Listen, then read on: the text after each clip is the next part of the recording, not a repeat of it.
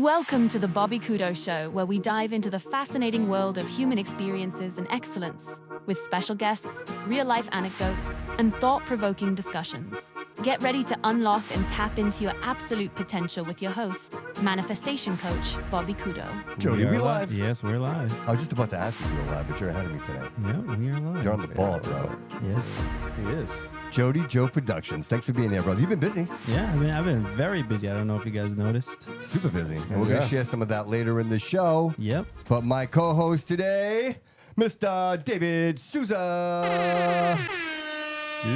And unless you live under a rock, you got to know, Florian Josh Hetzler in the house. Firefighter by day, storyteller by night. My man, welcome to the show. I appreciate it. This is so quick. Listen, Jody Jo, credit on this one. He put this whole thing together. We were having a conversation.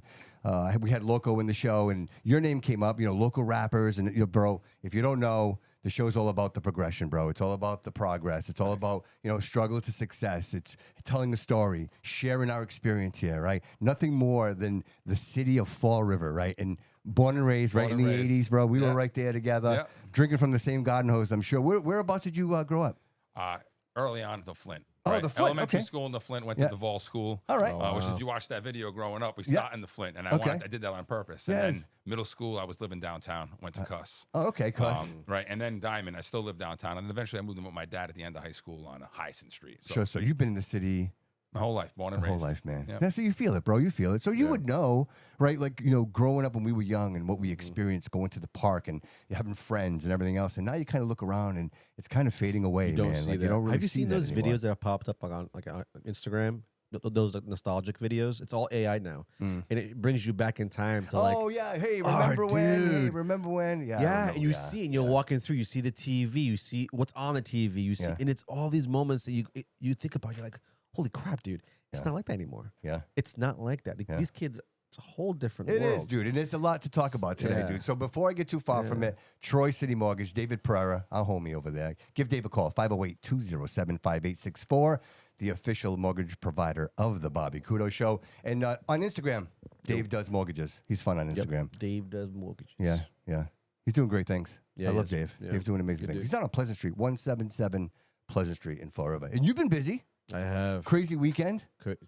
Every day's crazy. Yeah. Every Yeah, day's but you work all weekend. And I don't think people understand, Yeah. what it takes to be an entrepreneur. Because everybody romanticizes, I want to be an entrepreneur. I want to do this. Yeah. But they don't realize Monday, Tuesday, there's no such thing. There's no such thing as a day There's off. no such thing. It's You like, can have a physical day off, but your brain, it's not off. It's not. You can't shut it off. It's Yeah. impossible. You can't.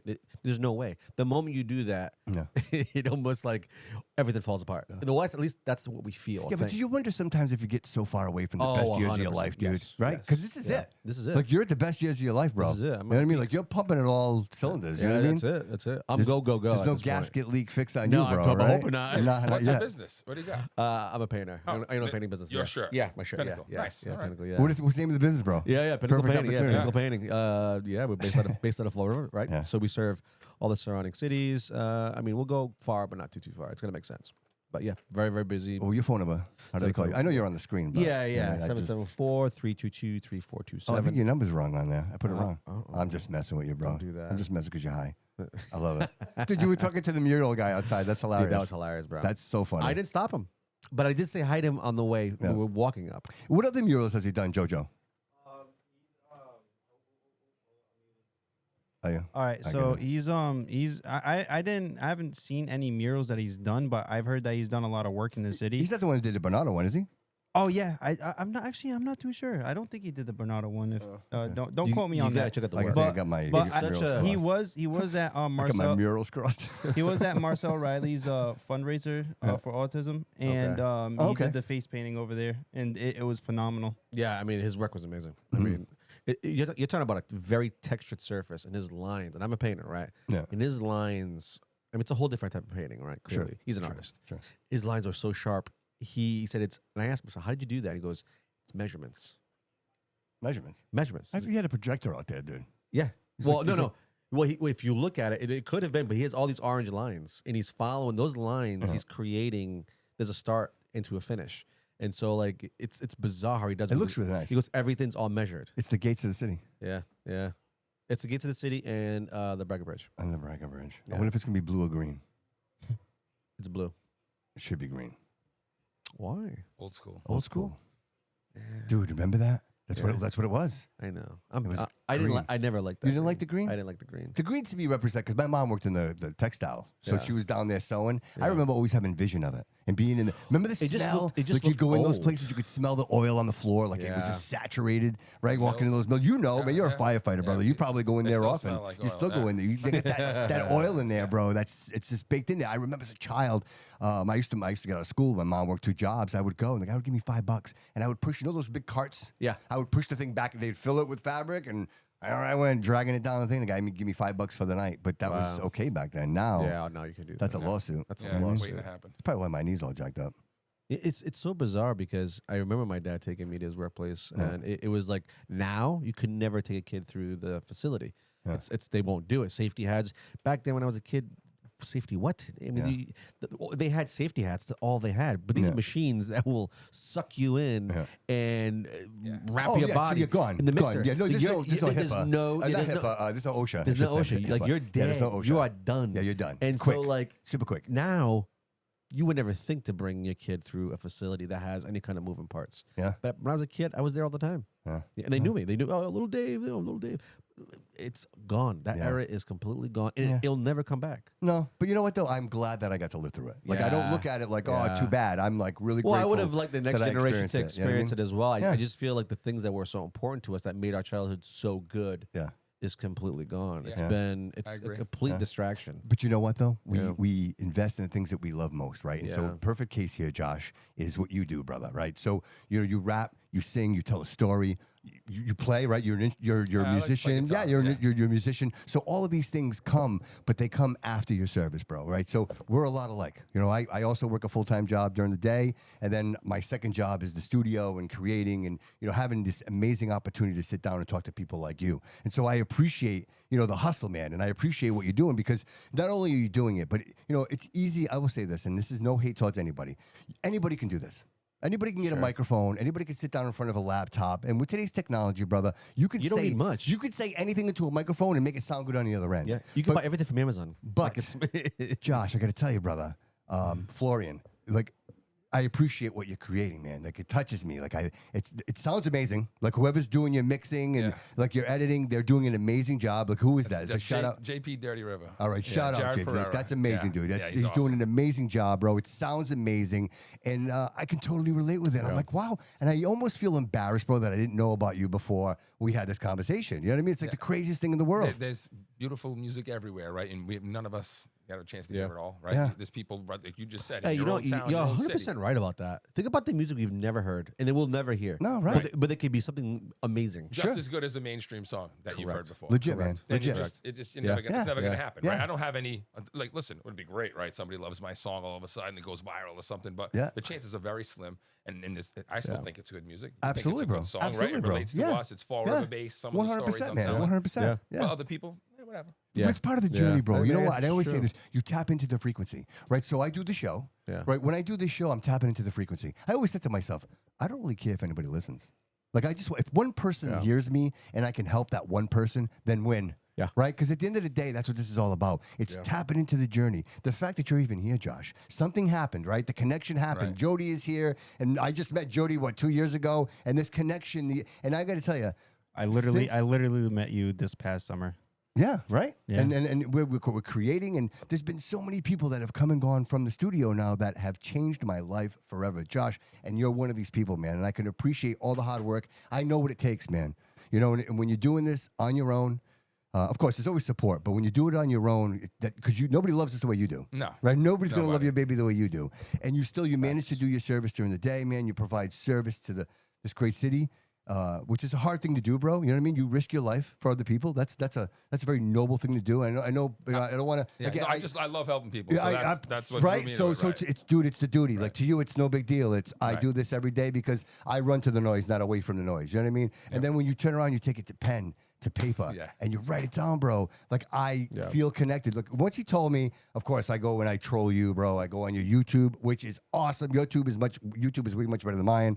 Mine sucks. Yours is fantastic. The way, I would no disagree. joke. I like yours a Dude, lot better. you're More all, videos. dude, you're all laid out, dude. Everything with you was laid out. Like I had no problem. Just I hit shuffle, dude, and I just let it play. And I was jamming you in my apartment, and I was loving it, bro. So shout out to you, dude. I don't want to sound like I'm blowing smoke here, but ladies and gentlemen, you have to go check it out. So if people want to go listen to you right now, how do they do it? So you know, it's tough to brand yourself, right? And find that keyword everyone to look for. So I found Florian_raps. If you type that in a web browser, you're gonna find me. Awesome. We're gonna find something. All right. So and then Florian. So say to myself, well, what is Florian? What would that come from, right? And I'm like, I gotta ask him, right? So you know, and there is actually a special story behind that. Would you mind sharing that with the audience, please? So if you know, obviously I'm a firefighter. Yeah. The patron saint of firefighting is Saint Florian, right? And that's the story, right? So Gotcha. Here I am now. I'm going to put out some rap songs, and I'm already a firefighter. And I'm like, these guys, to be honest, right? They're probably going to ride me, right? Yeah. Like, 100%. This is going to happen, right? They're going to be like, who's this guy, right? So I'm like, how do I'm not going to pick a name, right? I got to pick a name that they can't use against me. And I'm like, well, I'm going to figure this out. So, and then it dawned on me. I'm like, you know, I'm going to go Florian. That's it, right? And I can't go Saint Florian because I'm not a saint. You know what I mean? I'm just a man. You know, 100%. I'm all over the place, you know, like any other man. Yeah. But Florian. And I'm like, that sounds good. Plus, it got the word flow in it. I'm like, this is going to be Actually, all right. I like that. Yeah, Right? I like it. Right. Pretty cool, man. So that's how that came about. So rap, like where do you transition from rap? Because you're a musician, right? So you've been doing music for a long time, right? So yes and no. So I'm not really a musician, right? I can play a number of guitar chords, strum a song together, which you've seen some videos, so you know that I can get through. Like right now, I pick up a guitar, we can play a song, I'll sing a song, and it's okay. You know what I mean? And some people might be entertained by it. By no means am I professional. I'm not no master guitar player. I'm not soloing or anything. Right. But I can play chords and I can entertain a small crowd easily. Yeah. Listening to music my whole life. Obviously, you grow up like the same way. Well, you guys did. Just real quick, where did you learn that? Where did you learn to play the guitar? Self-taught, but like wicked early. So like, you know, I'm in middle school, you know, E, C, A, you know, D, easy chords. Just because of music, because you love music? Just because I love music. And honestly, I've went through phases where certain music means more to me than others. So like it started off listening, as I was going to go there, listening to whatever your mom and dad are listening to as you're driving around. So like I'm growing up in the 80s, I'm listening to whatever they're listening to. You know, my mom's got the girl songs going, you know, my father's got the rock and roll and some little bit of hip hop going. Yeah. And that's where music that's part of me, right? Yeah, right. My dad likes to rap. Like not rap like I rap, but like old school. Like he makes all the time. He's always got something to say. He'll just make up just a little rap. You know, whether it's 4 bars or something. It's He'll interesting just when drop you say it. that because you're thinking like some old man, you know, doing some rap. But like you have to understand, how old was he in the 80s? Right. 30, right? 40, That's right up his era. It's his era. Yeah. Rap was up and coming. It was popular, and that was the era. That was the decade he was young enough to get into that kind of stuff. And so when you think of it now, how old your dad now? My dad now, 58. Yeah, he's almost 70, right? And he's rapping. but I mean, that's he's pretty cool. You're not 58. No, my dad. Oh, I was going to say, man. I'm 44. I'm like, when I say he raps, 20, bro. 78 the year he I'm was like, born. you look like you're 20 years old. But he never actually listened. Like I never heard my dad listen to rap. He like listens to rock, but he likes to like. But if you know, there's a lot of similarities in music, right? A lot of this is a lot of rhyming schemes. It really is. To It really make is. lyrics. So my dad always did that, you know. And Dude, even the Run DMC and Aerosmith era, like that whole mix That was there. a great era. That was whole big. decade. That was big. The whole decade was amazing. That was big, dude. It was an amazing decade. Right. So that's some of the music story. And it just progresses and it starts off. And, you know, I had long hair in middle school. I had hair down on my back wearing a Metallica shirt. You know what I mean? Flannel, right? I had that whole alternative vibe going. Yes, you've been through some stages, right? Yeah. Oh, yeah. Multiple stages in life. He's a rockhead. He's trying to That's exactly what I was. I was a rockhead, right? I used to have to run home from school. Kids in a light. Rockhead. Rockhead. That's exactly what it was. Is that like what, like the hairband era? That Yeah, kind of he music? said That flannel, was the dude. You said alternative. flannel. That was the grunge era, Yeah, right? That was yeah, the the grunge grunge era. Nirvana, That was it. Pearl I was just saying, Jam, yeah, you know, exactly. AC/DC, Yes. Stone Temple Pilots, right? Yes. Like, Amazing. Anyway, Dude, some of the I greatest, skipped that. dude. I said the wrong band. Scott Weiland, dude. That's right, dude. Alice in Chains. You know, it's so crazy. I'm pulling up like my Spotify recently, and I'm hearing some songs. I'm like, oh man, I haven't heard that. It was Smashing Pumpkins. I haven't heard them in years. Like, it just fades out with all this new music that comes out. Smashing Pumpkins is fire as fuck. I went on a crazy music. Chris like, Cornell in one day. I mean, like just Unbelievable. just Amazing music. unbelievable Amazing music. Yeah, that we're going Soundgarden. You said Chris Cornell, right? Soundgarden, dude. I mean, yeah. Then Audio Slave. Audio Slave. Wow. Crazy, dude. That's my favorite album to listen to when I'm working out. Yeah. Really? Slave. Just the album. Just let that album go. Dude, it's one of the greatest. Yeah, it's one of the greatest albums. It really is. Yeah. But again, that was so. And you didn't even know it. Not to bury this. We didn't even know it. But dude, they don't make music anymore. No one's really making music now. Like, AI. like where's the band? Like, who's playing instruments? You know what I mean? Like, where are the musicians? You know? Look at the transition. Like, let's take. Have you guys watched? Like, I didn't really get into it. Like, my girl does, right? The Met Gala. Have you seen it? Like pictures from it? Like, dude, you know what, bro? You see how entertainment has progressed so differently. Where when we were kids, we never saw an event like that. Is that entertainment though? But that's today's entertainment. That's where it's shifted. So like, it's not. Bad Bunny showed up like an old man. Like an old man. It's not the instrument that you're playing anymore, right? That makes you good. It's all persona. It's what you can sell. True. The reaction you that's fair. It's what you can sell. That's fair. That's why we see a bad group of actors. Name me like one great singer of today. Like there's a bunch from the 80s and 90s that we can, off the top of our head, legends, right? Sure. What legends live today? You know, people would argue Modern that and music. be like Lady Gaga, and they would say like Carrie Underwood. They would say, you know, Lil Wayne. Little Wayne. Yeah, there are a couple, I'm saying. There are a couple, It's- but I get it. I know what you're saying. The, It's just the different. majority, It's shifted. It's the shifted. majority is all persona. It's all about who you are and who you perceive to If be. we can sell this character, Yeah, I agree with that. That's fair. if we can sell. Yeah, what's marketable? You have to be What's marketable. marketable? If you're not marketable, But you know what? talent is not Not too marketable. long ago, anymore. it was Justin Timberlake. It was Britney Spears. It was right. It was Eminem. It was like what Remember, was these more- were just singers. They weren't playing any instruments. The ones Right. that actually played instruments really didn't get that far. But you look at somebody like Eminem, dude, Which is wild to me. self-made, and all his stuff was his own, right? So, Correct. and then how easy it was to market him, Dre, to market him, dude. Dude? He was almost like he was the anti-hero, right? Because if you were listening to, if you were listening to grunge, he was that gateway into. Oh yeah. Hey, listen, dude, don't fuck with me because I'll throw you in my trunk and we'll drive off a bridge into like. So that's that to hear that, right? No, really, no joke. To hear that, right? That was shocking, right? That was, was. we were like, what did he just say? Right? Dear Stan, right? Dude, when we heard that, and That's a if great you song. remember, the government was all over that. Yeah. Like censorship. That was the beginning. Dick Cheney. That was the beginning of the right. Well, it started even earlier than that with Yes, NWA. yes, You really want to go back. 100%, Right. absolutely. But then it became. But there's certain characters that it's almost brought back to light, like almost like the lens, the spotlight's back on it again. Yeah. In this scenario, I think Eminem brought it back. Like I think there's certain characters that bring those moments back, and you're like, wow, this is fucked up. And this you know is what? fucked up And shit. it doesn't matter how you feel about him now, but you talk about trend setting and changing the he's done so trajectory of the music industry. Dude, there were a lot of kids that probably wouldn't have been exposed to that kind of music without Eminem, right? I mean, without D12, right? Like, without, you know what I mean? The hardcore. Like, you know what? How about this one? Too Short, right? Yeah. How about Eric B, right? How about Rakim. Right? Yeah. Like Slick Rick. Like these are the a lot of people the that have pillars. fallen off that you forget. Absolutely. People forget about Rakim, them. Yeah. Well, I think if you're into music in that way, you know who's who. But to the common person, those people are just gone. They're Believe it or not, I actually don't know like every rapper, right? Like I don't know. I know Rakim, obviously, but like when I got into rap, it was like the Dr. Dre era, right? God, That's when yeah. it first started. Not even. I kind of skipped NWA, Chronic. and I These are the found goats. Dre and Chronic. Snoop, and I like the West Coast stuff a lot more than I like the East Coast stuff. Okay, right? all Until right, until we had Biggie. Yeah, it was Biggie. Right. Yeah, And right. then that was obviously Biggie good. was Biggie. But I like mean, Pac Biggie was his own and Biggie, category. I was more into pop, but obviously I still like Biggie, right? They just Sure. was good. Yeah, It's right. funny you say that because for me, I feel like I was for years I was Tupac was the best, Right. And I don't know why. Maybe because he came beforehand. Maybe Biggie, so I already he was like Michael Jordan. He can't do anything wrong. Yeah. Is that make sense? Yeah, it Like does. LeBron. Who's Yeah. LeBron? Like, get out of here with that stuff. That's kind of how it felt. He was already the GOAT already, or at least getting there Yes, but do before you think- Biggie came. But as I got older and I see the skill level, you can't sleep on Biggie. No, not No, at you all. can't. As a lyricist, you can't sleep on him. But there was also persona, right? There was ego. He carried ego, persona. No, well, they were both able to sell. He was, themselves. hey, listen, it doesn't matter what I look like. Yeah. I have the power. Yeah. I can do what I want, Yeah. and this is how I do it. You don't have to Yeah. like me. And people love that. I think yeah. people were drawn to that. Yeah, he was You go unapologetic. into a club, dude, and you hear Biggie come on. Everybody, to this day. To this day, if you're sitting, dude, you're dead. You're not Stupid. alive. You're stupid. You're stupid. Go home. I don't like Get you. outta here. Go Get home. outta here. Get Go out of home. here. Right. Who's It's that? the truth. This It's guy's the a narc. This guy's a narc, right? That's a narc right there. I know a narc when I see And one. everybody's up because I'm like, I'm 44. I'm getting up. right? Absolutely, man. actually, 100%. Yeah, If 100%. you know the song, again, who Biggie, knew? Biggie Who had knew? that power.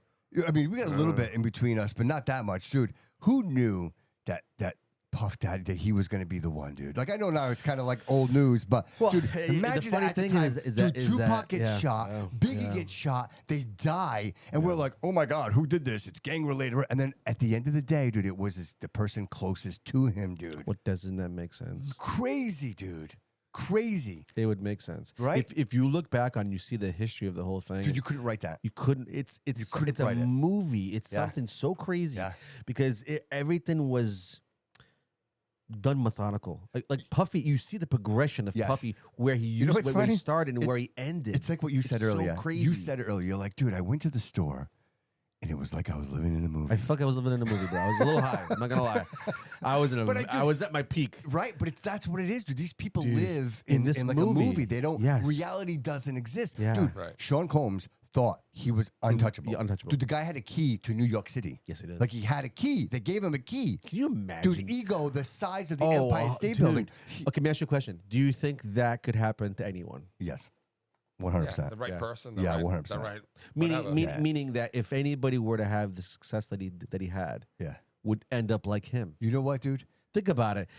People, we're creatures of like we want the next, we want better. We're always striving to want more and more and more. Well, what's next? Yes. So at some point, when you have all that money, you've done everything. Yeah.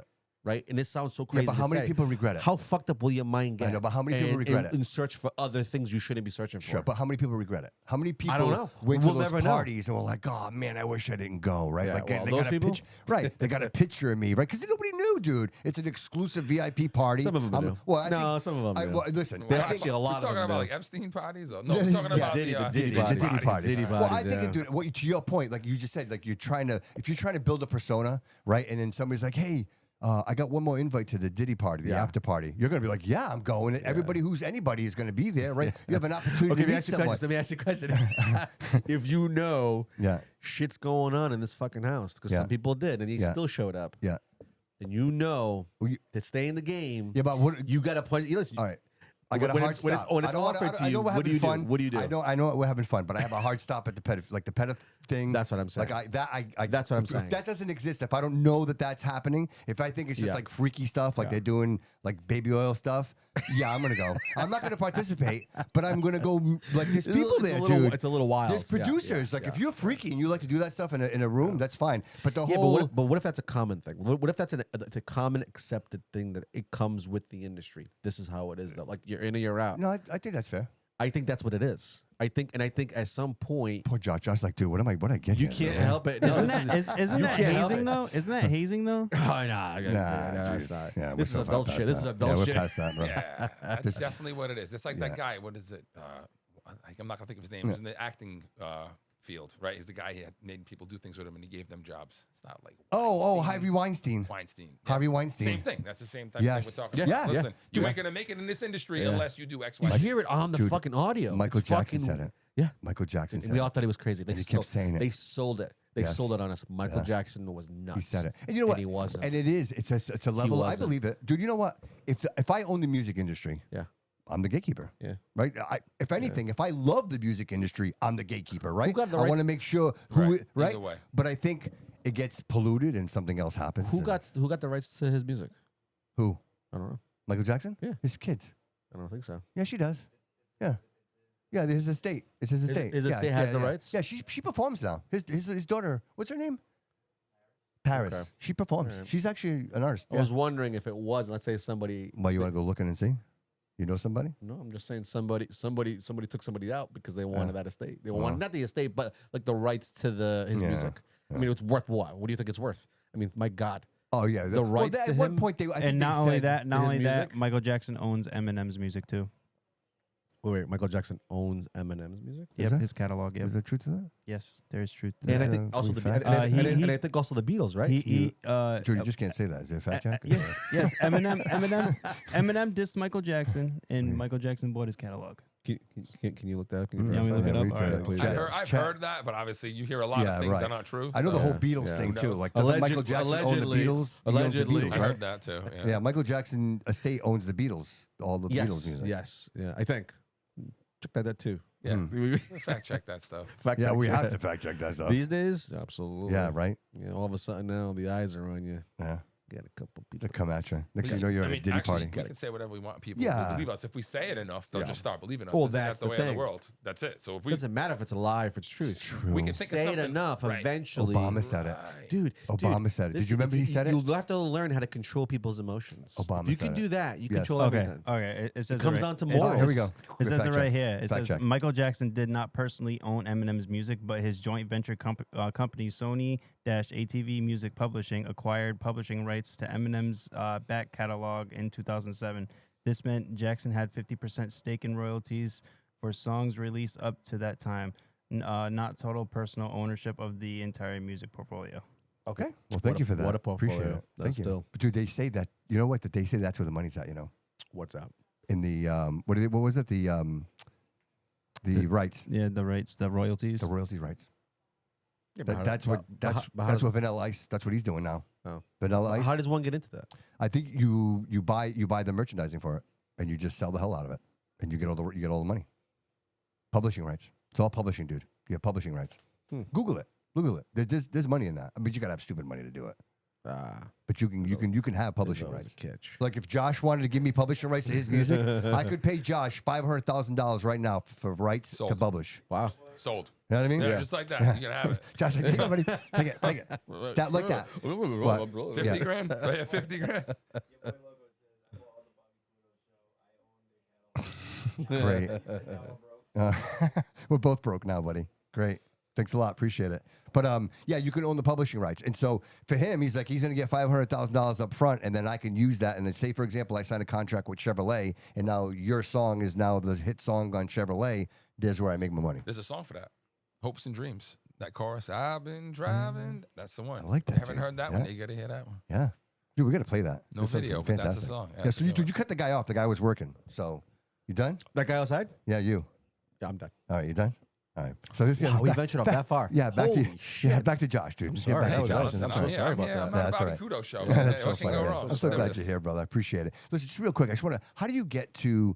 Obviously your dad. I mean, I see patterns, dude, and I see that your dad had a lot of influence in your music, right? And so you learned to play the guitar, right? You were a rock head. Right. At what point do you say to yourself, "All right, I want to be a firefighter. I want to." Oh, that's way down. You know what I mean? You Like- skipped a whole bunch of All right, stories. so I mean, so to get to the five, if that's right. what you want to go there. yeah, All man, right, we'll yeah, go to because the obviously firefighter. something happened in your life where you decided that this is what you wanted Well, to as do. a kid, to be honest, I was like, I always wanted. My dad was in the military, so I was like, I'm gonna join the military when I get older. So I knew that was happening. Yeah. And for a while, you're a kid. You're like, I want to be this. I want to be that. I want, and the police officer was on the list. And then it was like, I'm gonna be a baseball player. I'm gonna be an actor, right? I'm gonna be a musician, right? Rockhead. I used to play the guitar. Whatever. Yeah. So, I mean, it's a long transition to get to firefighters later on in life. Obviously, I didn't become a firefighter until 2010, and I was roofing. Right, because that's my family business is roofing. Oh, okay, right? all right. My See, dad, this is where we go. This is where I have a big this is where it story, goes, Bobby. man. So- I love this. So my father was roofing my whole life. Right, that's all I knew that my father did. Same thing. I wanted to Nothing be like, motivates you like a hot summer roof on a hot summer day, brother. Right? yeah, nothing motivates you to get it done before the sun really starts making it. Right. So my dad roofed. He was in the military, and obviously I'm a boy. I want to be like my dad, right? I mean, that's how I look at it naturally, anyway. sure. So I get old enough. I joined the military. I did a couple of years. Was guard, but I got activated. Didn't go overseas, but I did some time. Thank you know for what your I mean? service, brother. And Thank you, my man. he was still roofing, and I did roofing for a long time. So then I started working for my dad. I'm running his company for a while, like his crew. Not his company. He ran the company, but I ran the crew. I was like, Dad, you can just run the company. I'll run the crew. So I ran the crew. Was successful. Was doing a good thing. But it started taking a toll, right? Like roofing takes a toll on your body. There's no doubt about it. Dude. You roof. It's work, dude. It's work, dude. It's real work. Yeah, it's work. Yeah, heat, it'll it's make mental. you appreciate any other job. I will say though, a roofer from 10 years ago, I think has more respect than a current roofer, only because you didn't have the automatic lifter to bring the. No, 10 years ago they had it. Maybe like 40. Yeah, maybe, but that was that one guy with the. Yeah. Some of these guys are on. Yeah. Yeah, I'll now, just we mess don't up, even, I'm we don't playing, even I'm use the hoist now. The guys, if you're gonna do it now, you just tell ABC come over here and lift it to the roof, and they just bring it over and they lift it right up to the roof. That's You take the nice, bundles dude. off. That's nice. So I'm getting beat down, and I'm like, this isn't good. And somebody mentions it to me, and I'm like, well, I can do that.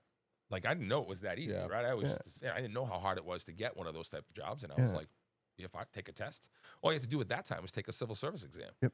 take an exam, wait for the results, see where you score on the list. I was a veteran too, so Oh, great. Yeah. Bonus. So now bonus. I get higher up on the list, and I ended up getting hired. The first time I had to take the test twice, but I got hired off the first list. Okay. And I got hired with a big class. It was 48 guys in the class, probably the biggest class that I know. Wow, So This is 2010. Yeah. Okay. Yep. So that's it. That's where I started being a firefighter right there. Just that was it. Yeah. So you build a brotherhood, right? So what station do they?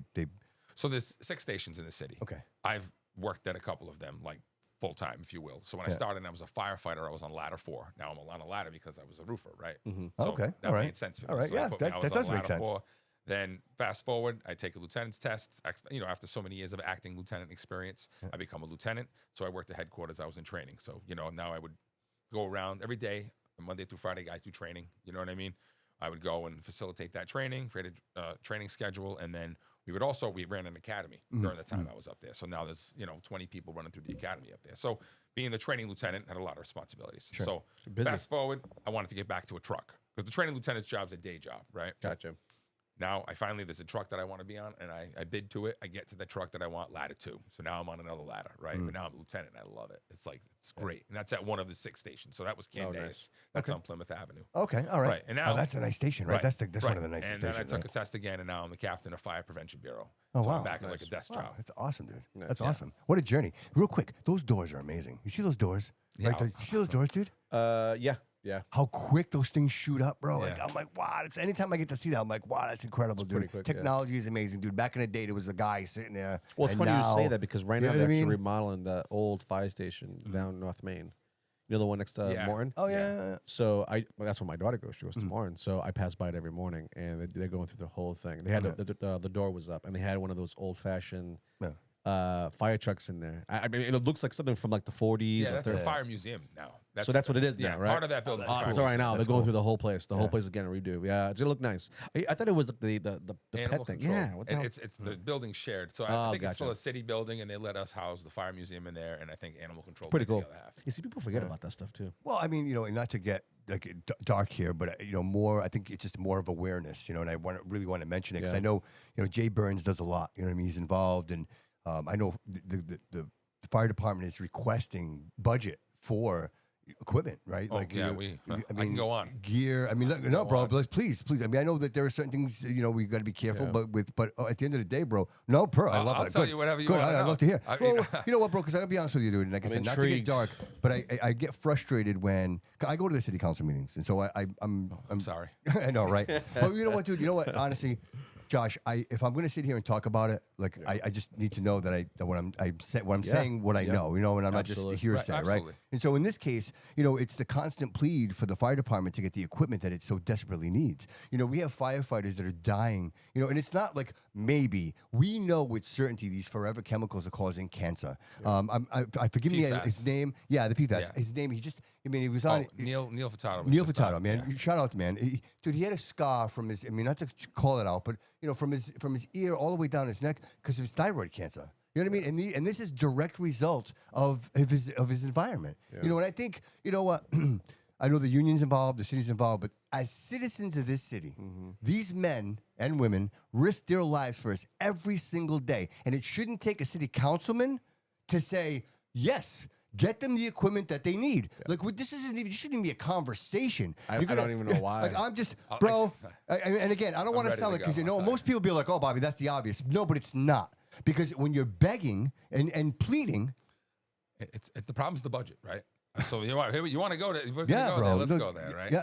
So the city has a certain pile of money to play with, Yep. and you got net school spending that says we're going to get this much money. Now, Quite a bit, You must actually. know I was on the school committee for 2 terms, Yes. right? Yep. So I know a little bit about it, and that's why I kind of said what I said about the city council meetings. Those meetings sometimes drag on. Oh, for sure, dude. And on. 100%. And you're like, why am I here? Especially if you go in early for the special Especially committee. when they ask you yes. to come in, they want you to, come down to the city council. Yeah. We're gonna give you an award, or we're gonna talk to you, and then they make you wait for 2 hours. Yep. And so you couldn't just say, You should be the first ones. I'd like Yeah, to take get you guys the done the first. agenda out of Yes, order and let exactly. you guys go first. So we can go home. 100%. But Absolutely. Anyway, Absolutely. So it's the That's budget, right? crazy. It's a huge budget problem. I will say, right now it feels like things are going in the right direction. Don't get me Yes. wrong. There's things we need. Yes. But there's some trucks on order. They're doing some renovations to some stations. I know they're talking about maybe building a station, right? Things are kind of, they seem to be going in the right direction. Do I want more? Yes. Do I need more? Yes. Has it been way too long since we got what we needed? Yep. Absolutely. But Josh, what's the critical right now? If I said, Josh, you have a list. That's my next question. Yeah, right. I'm sorry. No, but right it's now, great. Yeah, we're in the same rate. What's right now? What would be critical? What do you guys need right now? So my finger isn't on the pulse like it used to be. I was the union president for a minute. Oh, wow. So All I right. have, Wow. I was definitely involved then. I could have told you everything Sure. verbatim. Yeah. I will say we have a couple of old stations, and I don't want to prioritize what's the most important. No, right. But, right. So But I can dude, just give Bedford you Street, I can just give you a list. Yeah, of- Bedford Street is outrageous. Bad. Right. It's I bad. mean, It's bad. Stanley Street's old. Bedford Yes. Street's got issues too. That's old. Asbestos, Right. If you want to rats. talk the oldest stations, then you got the Globe next, right? Yeah. So we could use some stations. There's no doubt. We need Yeah. new fire stations. Like we're living in. I mean, I Yeah. can't say squalor because it doesn't. No, we're no, living there. no, We're but- taking care of it. It ain't but- squalor. We wouldn't be staying there if it was that. But No, but you're not responsible There's- for peeling this, and Right. peeling that, and that right, falling you're apart. eating paint and- chips at the center for sure. That's what There's I'm no saying. doubt That's about what it. I'm saying. Right. Well, Come no on. doubt. So that's the station. So we need Yeah. stations, right? Equipment, we're okay, but we should have more. You know what I mean? Like the backup trucks that we have, they ain't fully staffed. Well, not staffed, but they're not fully loaded with all the tools we need, right? Every time the truck breaks down, we got to take all the tools off of one truck, put them on another truck. So now you got a truck out of service for a time. Sure. I wish we had more tools so we can just have all the tools we need on every truck. And then if there's a recall, and you got a big fire, now your truck's ready to go. Right. Just take that truck to the fire. You don't got to worry about, oh, what do we have on this truck? What don't we have? So that's that. I mean, we could use more radios. You know what I mean? We got some How old about radios, some new staffing, dude? radios. You guys, well, firefighters. The Right? list goes on. I'm Well, happy that the ever since that manpower. fire, Right. So it's that changed a little bit. that right? helped a lot, and it's a horrible thing to say. Yeah, I know. It's I know horrible what you to mean. say. I know what you mean. Yeah. I know what you mean. I think God rest everyone the lost. souls of Yeah. everybody who perished, anybody who was hurt, and their families. Yeah, You know, It's terrible. Yep. God bless them. But it highlighted the need for manpower. Yeah. More This than can't anything. happen again. So when I got on the job, we had 232 firefighters. Right how now, many? How many? 232. Okay. So that was after a big round of layoffs. Bob Carrera was the mayor at the time. sheesh. 9C cuts they referenced. So there's a ton of layoffs. They got down to like 170, I think, or maybe actually, to be honest, I think they went down to like 150. It was really low for a minute. Then they started hiring back. They got a safer grant, and they ended up hiring my class. They got up to 232. So now it's 2010. Yeah. Well, by 12 by 11 we were on the job. By 2011, we're all on the trucks. Yeah. You got 232. Was this firefighters. Lambert? Was it Lambert? No. Now it's Flanagan. Flanagan. right. So it's Flanagan. Okay. So then they stop. At some point, they lay people off again. Right. Same thing. Is that a cycle? It tends to be like a cycle, It right? kind of is. I'm hoping we're out of that now. And Yeah. we've been starting to build back up. But for a minute there, we were down pretty low. We were in the 170s. Just real quick. Right? Not to say the obvious though, but how does that go down? If the population continues to grow and we're building, like to me, it just doesn't make any sense. It just means that someone dropped the ball when you somewhere. understand that school spending. And I'll get Yeah. to there's too many questions you want me to answer here, so Yeah. I'll No, answer no, them all. no, no, no, And then right, there's still more things that I haven't said that we need, As long like as you're getting fire those trucks. as long as you're getting those reimbursements, brother. You know what I mean? Reimbursements. What's that? No, with the school committee, that's all they work off is reimbursements. Whenever when they do the submissions, it's always the reimbursements. Yeah, I don't know. Yeah. That's a long. Yeah. The problem Okay, with okay. the net school spending is, and not to get away from the fire No, topic, sure, because sure, we sure. still need manpower. We still should, 100%. we should have 4 guys on every truck. We should bring back some of the trucks and provide more coverage, especially with the new development down there on the waterfront. But net school spending every year for a while was growing so rapidly that the city had to come up with, at the time, it was like an 80-20. So the state would give you 80%, we had to come up with 20. So if the state says all of a sudden you're going to spend 10 million more this year, they would give us 8. We had to come up with 2 million. Yeah, right. So right. But why is that your responsibility? so my argument, so here at the end of the day, we can blame net school spending, but honestly, I want to blame the state legislature and the governor. We need more money, and finally, at least now they released it. They're going to give us a 4% increase in local aid. That's not enough. That's drastically not enough. Yeah. I don't want to talk about how many billions they spent on not us, not Right. the cities Right. and towns that Right. represent Massachusetts Right. or its citizens. We're who've gonna been know here though. We're gonna since know. life. Diane's working on that. Once right. that audit gets done, bro, we're gonna know. But she's been fighting it, and she was a Democrat, and it's like, hey, lady, has it hit you yet? Maybe you're on the wrong side. Right. I hate to say it. Yeah. She might be. She might. I think she knows. She might be on the show. We're gonna I'm get her on pretty the sure show. she knows. Right. But so that's part of the problem, right? That is part Bureaucracy. Of the problem, right? And it's Bureaucracy. the net school spending kept crushing every other department. I mean, look at our parks, right? There's a beautiful building that has a bathroom in it. When's the last time somebody used it at the parks? Right? I'm at Brooklyn Park at a kid's soccer game. Where are we going to the bathroom? Nowhere. Right. Nowhere to go. Right. Oh yeah. Right? When I was a kid, I played baseball at Kennedy Park, and I can tell you, it seemed like we always had everything. Yeah. From the bathrooms to the food stands, like everything was there. Yeah. The stands were packed. People were at the park. The number of People were active, employees, and someone took care of it. yeah, the number of employees the city had then way more than we have See, now. that's what I'm saying. Right? And then we gave trash away. We lost all those guys. Yeah. And the DCM's been, they got less people than they ever had, and they're subbing things out. Yes. It's we don't have the money to take care of anything. So I don't even necessarily blame the mayor. The money never right? stops. I don't blame the mayor, and I don't even blame the city council. Right? I don't. What I actually, there's one thing I'll blame them all for. Not advocating to the state for what we need. Agreed. Right? Agreed. That's what That's they fair. need to. They Yeah, need that's to fair. team up. That's fair. But that's our senators, though. Well, that's the senators and our reps, right? Yeah. That's them, right? And Yeah. I've spoken to all. Well, I can't say I've spoken to all of them. It's been many years since I was involved on that level, but I remember having conversations with Rep. Fiola and Senator Roderick's. Like, this is what we need. This is what we need. And they're like, that's what we're giving you. And that's not the right answer, right? And I understand why they're saying it, because they're fighting battles in the state house too, right? So we're all fighting these battles, but at the end of the day, we need a larger piece of that state pie. Public safety. 100%. Public safety is not a compromise. You The cannot. the funds that fund you, is it shared between the police department as well? It's your own. So the separate. city, again, the funds that fund us is just what we collect in in local taxes, right? That's what the city works as budget. Now, listen, I'm not an expert. And at they this. just reallocate I might it, say right? something You're that a gonna city get council is going to 10, call That's me out fine. on. No, that's right, okay. and that's okay. I'll take it. I don't know everything. That's why I wasn't a city councilor. I was in the school committee. Yeah. And even then, I didn't know everything. I don't know everything. I'm not perfect. No, dude, and that's what makes us great. It's Yeah, all the money right. the city collects in taxes, right? Yeah. Whatever the funding formula is for schools right now, let's say that the schools, the city only has to put up 17%. The rest of that money is for everything else in the city. Pet projects, departments, police, fire, DCM, cemeteries, all that. The rest of the money goes to them. And again, it got crushed for years. And not that the schools don't deserve. The schools need it too. Right. I'm not going to take away from that. The teachers need it. The kids Yeah, but we need have it. less schools, bro.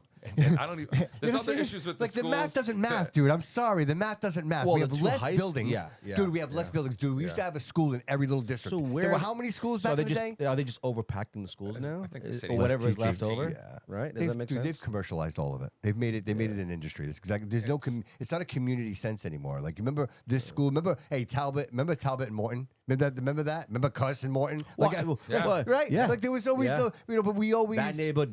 That's Yes, and yes. Even when it came down to sports, same exact thing. But it changed the There was dynamic. a pride It in the did. school that you played for. Yeah, it Now changed it there's did. no pride. There's Yeah. no. So, but not to get too far for this, but Josh, it's just this question. This question is this: Isn't it someone's job? Or you were the president, union president. So, isn't it someone's job to show up and walk through the fire station and be like, "Hey, that's not good. That's not good. The windows don't work. You guys don't have working showers. Here's a citation. City of Fall River, you need to fix this right away." Does that happen, bro? No, that doesn't always happen. It happens when it becomes a bigger problem. So every department in the city is putting out fires, if you will. Okay. They're just waiting for who's the squeaky wheel gets the grease, whoever's barking a because we are, I will say, underfunded. Right, we don't generate enough revenue to do all the things we should be doing for our citizens. Right, that's why your streets are still in disrepair. That's why the parks ain't open enough. The bathrooms. That's why sometimes you drive by and the streetscapes look like crap. Yeah. It's because we don't generate enough revenue. Now, one could argue, well, raise taxes. Well, I don't know if that's necessarily the right answer. I think we need to tell the state, give us our fair share of money. If they would have took the billions they spent on It's other funny how people, instantly people would think it's raise taxes. That's how you fix the Do you problem. know that there are some cities? Do you know this, guys? But we're not guaranteed that money back. I'm going to though. find out what city Right? it is. They just There blow are it on cities. something else. There are Exactly. cities that provide you line by line what they spend. Do you know that? There are cities that have websites. So you can get to the budget. We have it on our. There's a website for four of it. I mean, it's not necessarily Have you seen it? perfect. Yeah, right? it's, No, I it's know. fu- it's It's so. not perfect. You're not going to necessarily get the perfect. exact amount, right? Oh, but It's been edited 10 times. ARPA. so I don't know if they're hiding stuff in the city. No ARPA money, dude. You guys got no ARPA money. None of it. We might have benefited a little bit, but I don't think Obviously not on Bedford Street. nearly enough. Not on not Bedford the Street. station. Yeah, I Right? think they gave us a That little bit station. of They got pink doors, by the way. hazardous money. You guys got pink doors. You see the windows? It's pinkish. Hey, they put And plexiglass. I saw that. I'm like, oh. They went with, I think they went historical on some of that for the center, right? Because they're trying to preserve it because they get CPA money, so it's preservation, right? So I think that's probably why it looks a certain way. If I had It looks terrible. and you know to what? guess. And this is I think again, a firefighter. I'm going to double down on I this. think red. That should not be Vibrant red. necessary. You know, they keep saying, "Well, it's a historical building." Sometimes, bro, So why the isn't it green fixed? monster has to come down. Like, you like Yeah. it's over. Like, stop saying you're gonna look. Stop conserving stuff. Yeah. We bite the bullet. I think if you went to taxpayers and said, "Hey, listen, we need a new fire station. It's gonna cost you 0.3% more." Like, this is the reality of I it. have a suggestion. Why don't they just move across the street? Oh, to the The old police station, knock it down, build a new one. knock it down. Right. It's still considered Right. the Bedford Streets. It hasn't moved. It's only one. You have a bigger piece of land. Yeah. I think a little bit, right? A little bit. Well, and then you guys can stay there while we're building it right over here. And then I don't know the logistics. I know that sounds easy. We I don't own it. know We the own the logistics. building. The But city if it owns was the me- building. If it was my idea, you know what I would do? Frankly, I would take the post office parking lot. I would build it there, like Sure, because sure. it's like it's on that side. It never gets full. because everything is a left. They come out of Yeah. it. It's a left, And right? it never gets full. That So, parking lot. It's so always I would empty. say, hey, do it there, and then with the police department, dude, you could do anything. You could do a public safety building. You could do maybe the fire department could have an actual real museum and not share it with the dog pound. You know what I'm saying? Yeah. I don't know, bro. You know what I mean? Like There's a lot going on. Yeah. you know, It's bro. just- Like it's just- I think you're right. I think you're 100% right. Because when you think of all the reasons why they don't do it, No. it makes perfect sense. You can't go on vacation if you don't get the fucking money, right? Right? It's kind of the same thing. Yeah, but- if they don't have enough money to do these extras that we want, Yeah. you know what I'm saying? But it's not the America that like even we grew up There it in, is, man. right? And the America Totally, from, yeah, we should from expect. 20 or 30 It's years before that. 100%. I agree Because- with you. and Love part it. of the problem is Love we just it. give money to all kinds of things now. That's what I'm Feeling saying. things and this and Yes. that. We're gonna put money over yes. here. We're putting money over there. We got to get back to the basics. Love it. We got to get That's it. back to He's the right. basics. And I'm That's right. talking streets, water, sewer, fire, schools, 100%. police, parks, Infrastructure. cemetery. Right, that's it. That's it. Infrastructure. Those are the Yes. basics that the government is supposed to provide us. All this extra stuff, if you get it, you get Right. it. You don't, you don't. Right. But if you're we a gotta do the mayor, if basics. you're a city council, why wouldn't you want that? Why wouldn't you fight for that? Why is there always opposition? We're talking about the dumbest things at City Hall, right? We're not talking about, okay, how do we make the city better? I mean, legit. Let's get down to like the nitty gritty. It's not fucking around, right? How do we make this city better? Museums. You go down to the city. Yeah. My girl works in New Bedford. Well- She works right in downtown. I could tell you something right now.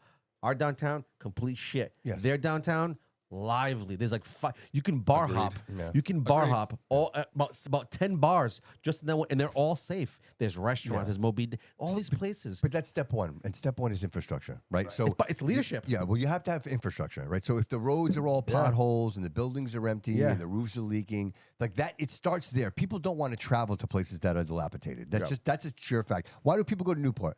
Because it's Thames Street. Like that road is terrible, and nobody cares. They'll spend Newport. They'll spend the whole day there, and they'll do 10 laps on Thames Street. Nobody cares. But when you come to a city, right? But you come to Fall So River, true. dude. So It's true. potholes. Nobody wants that. No, there's no. Listen, I'm not saying we have to be like Newport. What I'm saying is, if you Why go- not?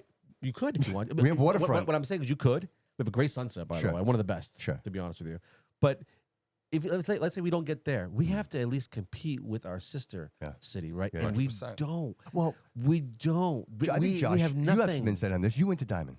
Yep. Right, and I am an advocate for that. I am an advocate for trade schools Yeah, because I I went believe to that Diamond as builds well, yeah. that builds character.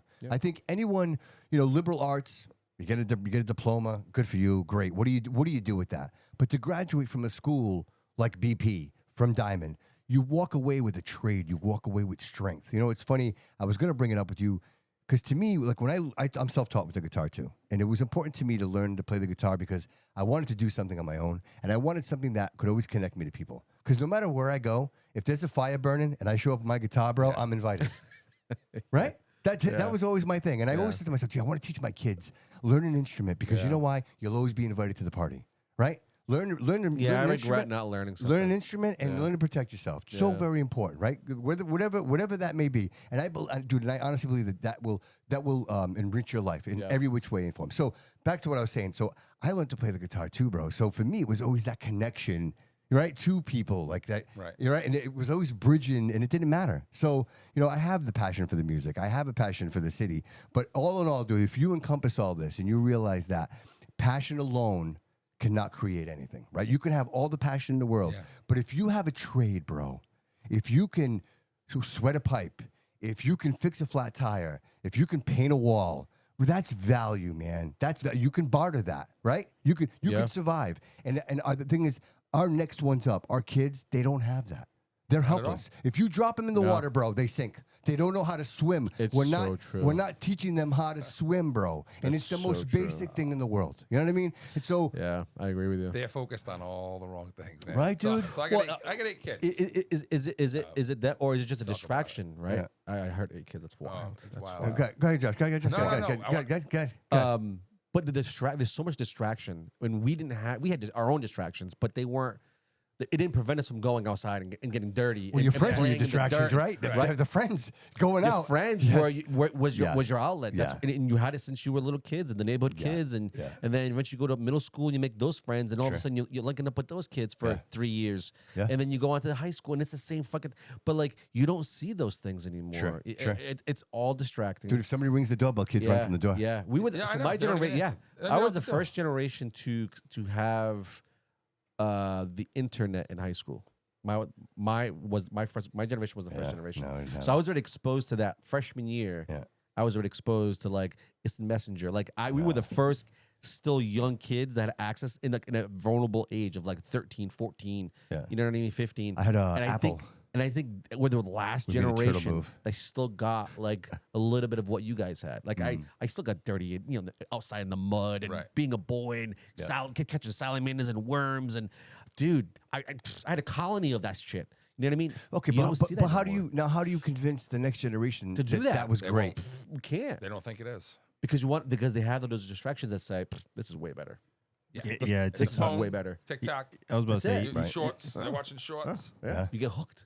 Dude. It's a drug. It's the dopamine fix. So it's when you're hungry, you look for food. 100%. So if you're never hungry, you never look for food. You're right. You know what I mean? If you're cold, you look for gloves, Yeah, right? yeah, You're never yeah. cold, And that's right? so I suffer from that a little bit. Like I said, I got 8 kids, right? And then varying levels of success on all my kids. And I love them all and I wish them all the best, You're a But I busy can man. see what some of the issues are, right? Yeah. And it's like What's the girls to boys?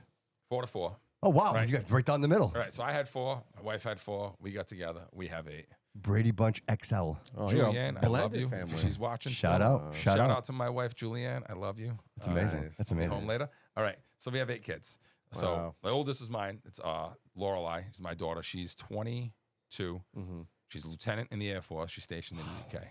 Amazing. Success, I love brother. it. I love it. Hey, Like the diamond, right? success, Engineering bro. degree. She Success. got ROTC, right? Wow. Nice. She's gonna get married in July to another guy she met. He's an engineer too. Great kid. I amazing. love him, right?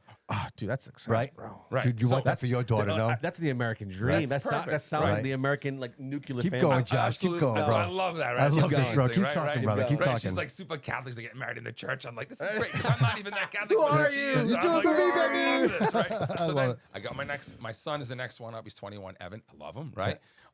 Didn't do as well off the drum. Waiting for him to like get going. You know what I mean? Like he Wait, how old? I'm sorry, how old is he? 21.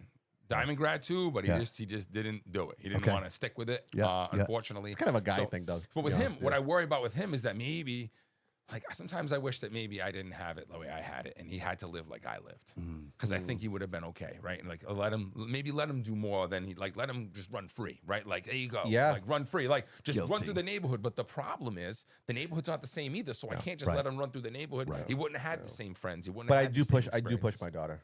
I want her to do things alone. Like go do things alone. Right. Like on a water slide. It's something No, as no, but simple he's as what- saying go out in the neighborhood and go run around with the kids. Like, 'cause- Would you because- let your daughter just run out in the Right. neighborhood? That's tougher. No, so where I was going was in a water park. You're contained. I know the girls won't go outside. Yeah, but I mean so, neighborhood. but what I'm saying, Neighborhood. what I'm saying, in a neighborhood, Yeah, in the neighborhood. no, I wouldn't. Right. And But I was allowed to. I was all over. We all, fucking the three of place. us. So to the All point over you the were place. making was you needed something. That's when you're going to try to get it. Until you need it, you're not going to try to get it, right? So you need a reason to go out and get it. And What's the unfortunately, reason, bro? I don't think I gave him enough reason to want the drive. 100%. He's going to fucked up come up these with it. I kids. know he's going to. Yeah, but yeah, when, yeah, right? And yeah.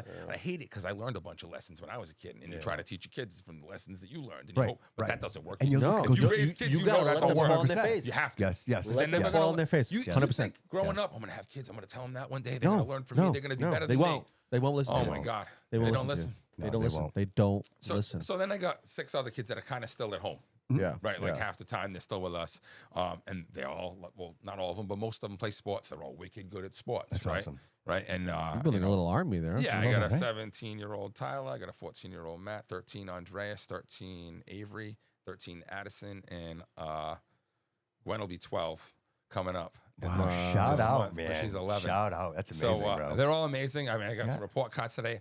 All the kids that are still home, almost straight A's, Yeah. almost. You See, know that's I what I'm mean? saying. But That's but- very different, which is than good. what you normally get. But back to what we were talking about. Yeah.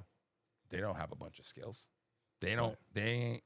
My You're like almost 17-year-old. You're almost like a brain smart. but Never there's turned no, a wrench. oh, I'm going to change a jeez. battery in his car. I'm like, here's the ratchet. He's like, Oh, dude. looking at it. What's that? I'm like, have you ever swung a hammer before? No. See me, I Yeah, was a but kid, right? Where would you swing a hammer? My dad would give me a bunch of nails. And a hammer. And go hit something. Go hit some wood. Go hit some wood. Your fingers in wood. Legit. Right, Legit. right. The house was shingle. He gave me these little nails. So it doesn't matter how many times it doesn't matter. You're not gonna see them. And I would just all fucking day hitting these fucking nails in the side of the house because for him, like I said, I didn't give a fuck. The things, he knows that the fucking things are not gonna fall off. But that entertained me. I never. And it's a skill. It's a skill. It's a skill. You can put a nail anywhere now, Yeah. right?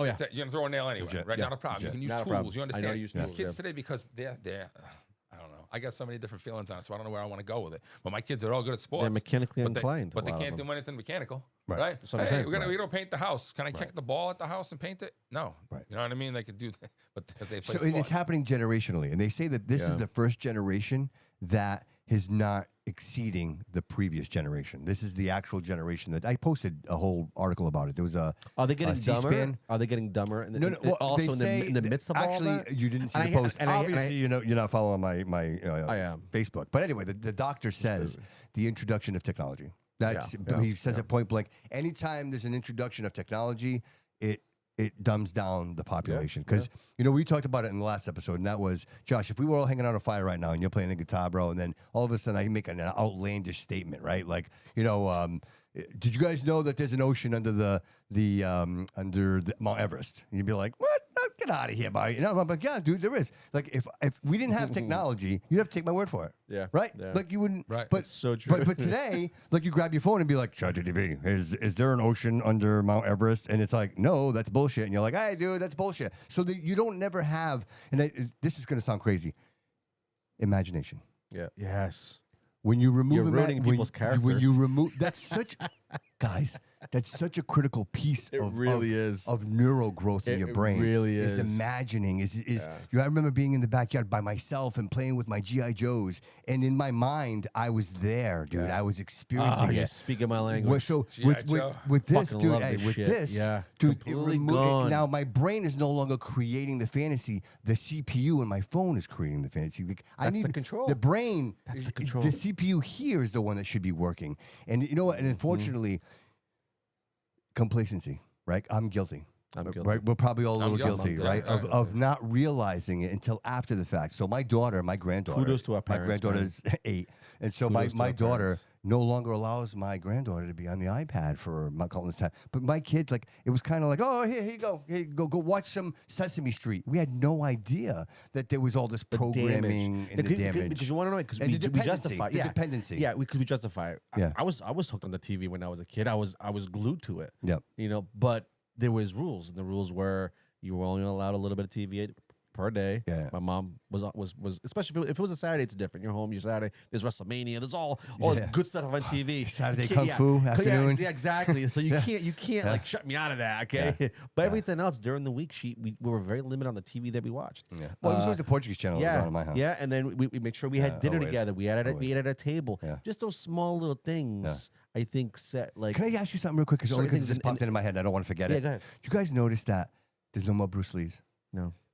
Bruce Lee, like he was. We love There's no Chuck more Van Norris. Dammes. There's no more, like, no. But specifically Bruce Lee. Did you ever listen to Bruce Lee? It's We amazing. understand that he's an amazing martial artist. That's His one thing. documentary just came out. It was really But good. the philosophy, he was literally a genius, and the things that he used to say were like next level. Well, the you water know? bottle thing was just that, Dude, that, just that one anything. that one thing he would say. So that it lives in your why? brain. So this Be is the like question. water, right? Like, Why yeah, 100%. isn't there? Because you know what? There should be another. Like, if Bruce Lee dies, there should be 10 Bruce Lees in line going, I'm the next Bruce Lee. So you know Bruce Lee was created. Bruce Lee created that character. That was a character he's wanted to be his whole life. Yep. Right? Yep. And he became it. Okay. And so he lived it. Yep. And I think when it comes back to imagination, that's the key. Sure. The He person believed it. the person Dude, he he believed it. became He believed was it. the character that he created when he was 100%. younger. And Absolutely. he said, I'm going to be this. And he did. Yes. It. Now, Yes. you don't see that because now what you see what's considered famous or successful are just these actors. And listen, I'm not taking away from being an actor, but like you're not doing anything great. Like you look at Bruce Lee. Bruce Lee was doing amazing. That's what I'm saying. things, He was aside from being an actor. Code. He was giving us code. He was saying things to us that we weren't aware of. That we weren't aware of. Right? That he tapped into. Like 100%. like saying things like profound, things that were like, hey, the strength comes 100%. from inside of you. It's your perception and things of that nature. So my question is, long story short, who is the next Bruce Lee? Is there anybody out there that's talking this way? That has not just a couple of people. Like for example, I'm a huge Andy Frisella fan. I Real AF and I do 75 hard. Like this is I get the like I'm literally there it is. Oh, there we go. I am Die Hard. This book saved my life. This book absolutely saved my life. I'm a huge fan of him, but he's not Bruce Lee. Because Bruce Lee was the all-encompassing male. If you looked at the alpha male, he is the perfect alpha male in every aspect of it. He can protect himself. He is that mind and body and spirit all encompassed in one. We are all flawed men.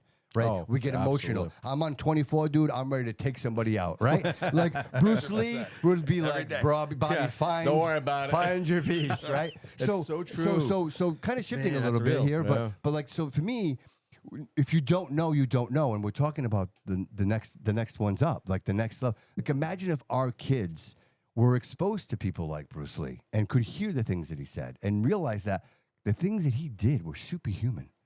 Yes. Like literally superhuman, but there was nothing superhuman about him other than Well, I mean, the guy's vertical was stupid. like Cristiano Ronaldo, and right? he was a small little dude. Right, Cristiano Ronaldo, like he's Vertical. The vertical on that man is insane. The hang time. That guy is in air. What seems like forever when he jumps up. Yes, but that could be you, dude.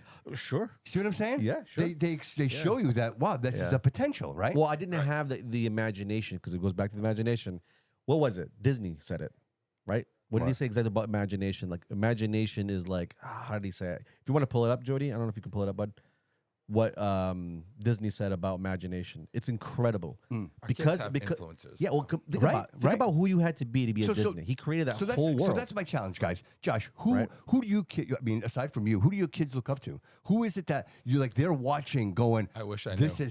This is who I This is who I want to be. And David and I were talking earlier, and we were talking about the young ladies of the world right now. You know what? I got to be honest with you, dude. There is nothing attractive about the women's. There's just nothing attractive to me about it.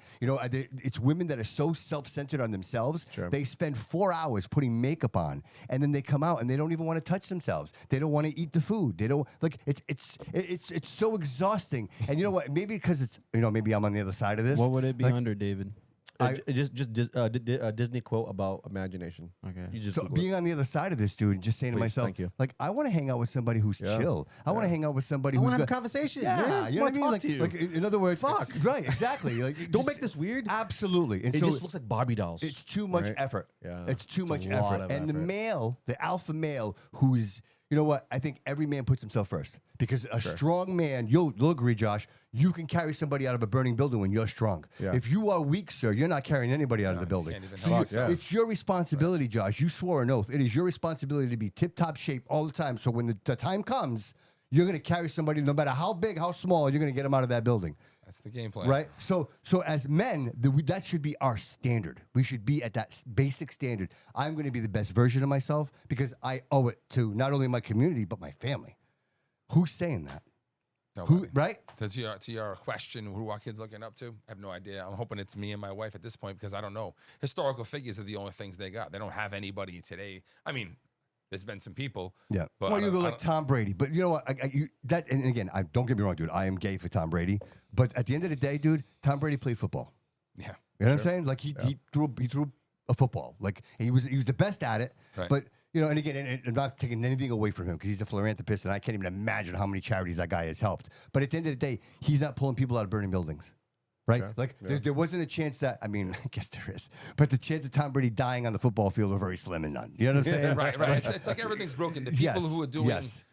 seemingly less important things are getting paid way more than the people who Oh, are There it is. Dude, 100%. than the people Josh, who are man, actually right doing there. the I love work.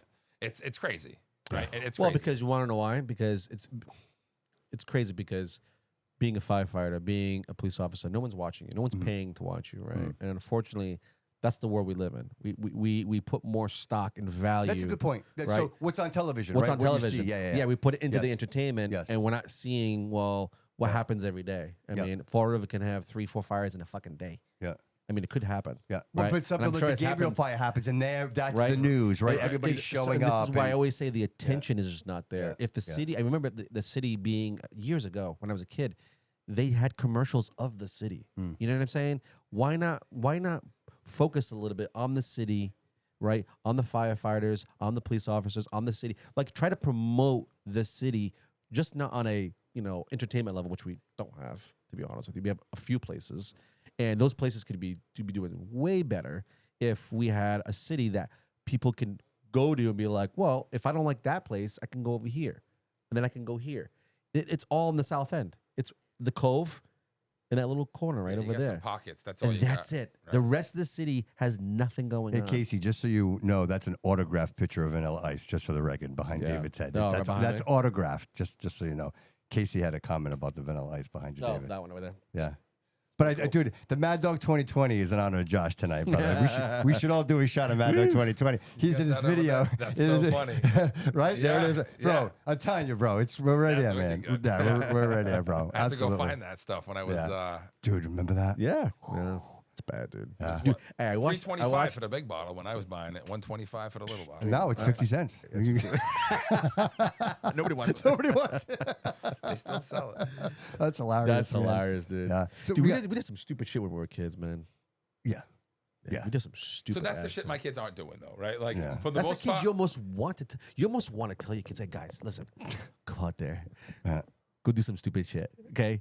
And then if you get in trouble, call me, and you won't get in trouble. You won't get in trouble. I promise. Because I want you to learn. I want you to live and learn a little. now, before you're older, and then you still had to learn those lessons and you haven't learned it yet. I got a small. I feel like the bummer here today, but a little challenge. Okay. Back in the day, if any of us were fucking around, they'd call our parents and we get a beating. Yes. Today, it's legal charges. Like, there's no buffer anymore. Like, everybody presses charges.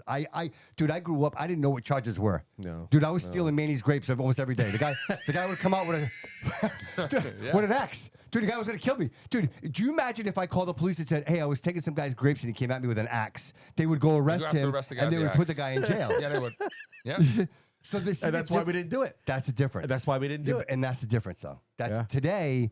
You can't get away with Well, that, bro. you can't do that. You No. can't slap your kid either today. You can't do No. it. You can't. You do that, yeah, that's it. 50 Right? anytime. No, my Dude, kid, my dad had hands like Mickey Mouse. My kid still And- doesn't and know plus- that. and- She does. She still hasn't dropped that bomb on me. And yet. plus, nowadays Not yet. everybody has cameras and Yeah. all this other stuff. Listen, and I don't want to hit my kid. So- I have no desire to hit my kid. She's a great kid. Yeah. But I see, Yeah. I see the benefits of it, and I know that sounds so fucked up. Yeah. And I know people are gonna get crap for it, right? People will, but to be honest with you, there was a moment that you thought twice, Yeah. because fuck, if I do this, Oh yeah. There was consequences. 100%. like I got 100%, arrested like once. you know Not the arrested. consequence. I got detained for I got trespassing after detained notice. a Remember couple when they used to times, hang out in the avenue and they would bust you for hanging out in the avenue and they Yeah, arrested yeah, everybody? yeah. They got me one night, yeah, right? me too. Yeah. He's like, "Oh, you want to call?" I said, "Nobody." I don't want to call anybody. I'm just gonna like, how long do I have to be here? He's like, well, the court magistrate comes in at like 2 a.m. I'm like, okay, well, can I just stay here till 2? He's like, well, we're not gonna let you go until he's got to release you for court in the morning.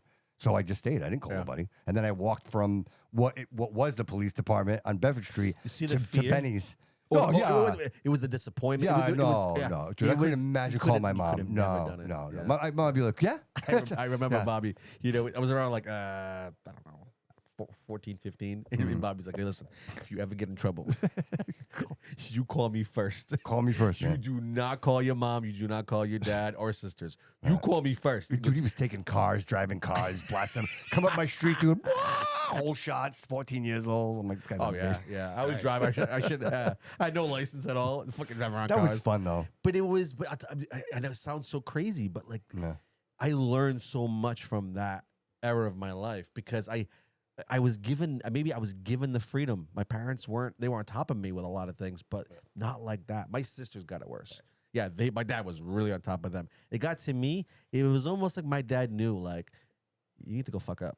Like, go do it. Well, And you're still gonna get a beating, but like, go do it because my dad was no angel either. No, none of us were. No. And he understood that. And I think that's the thing. If I had a boy today, would I pass that over to my son?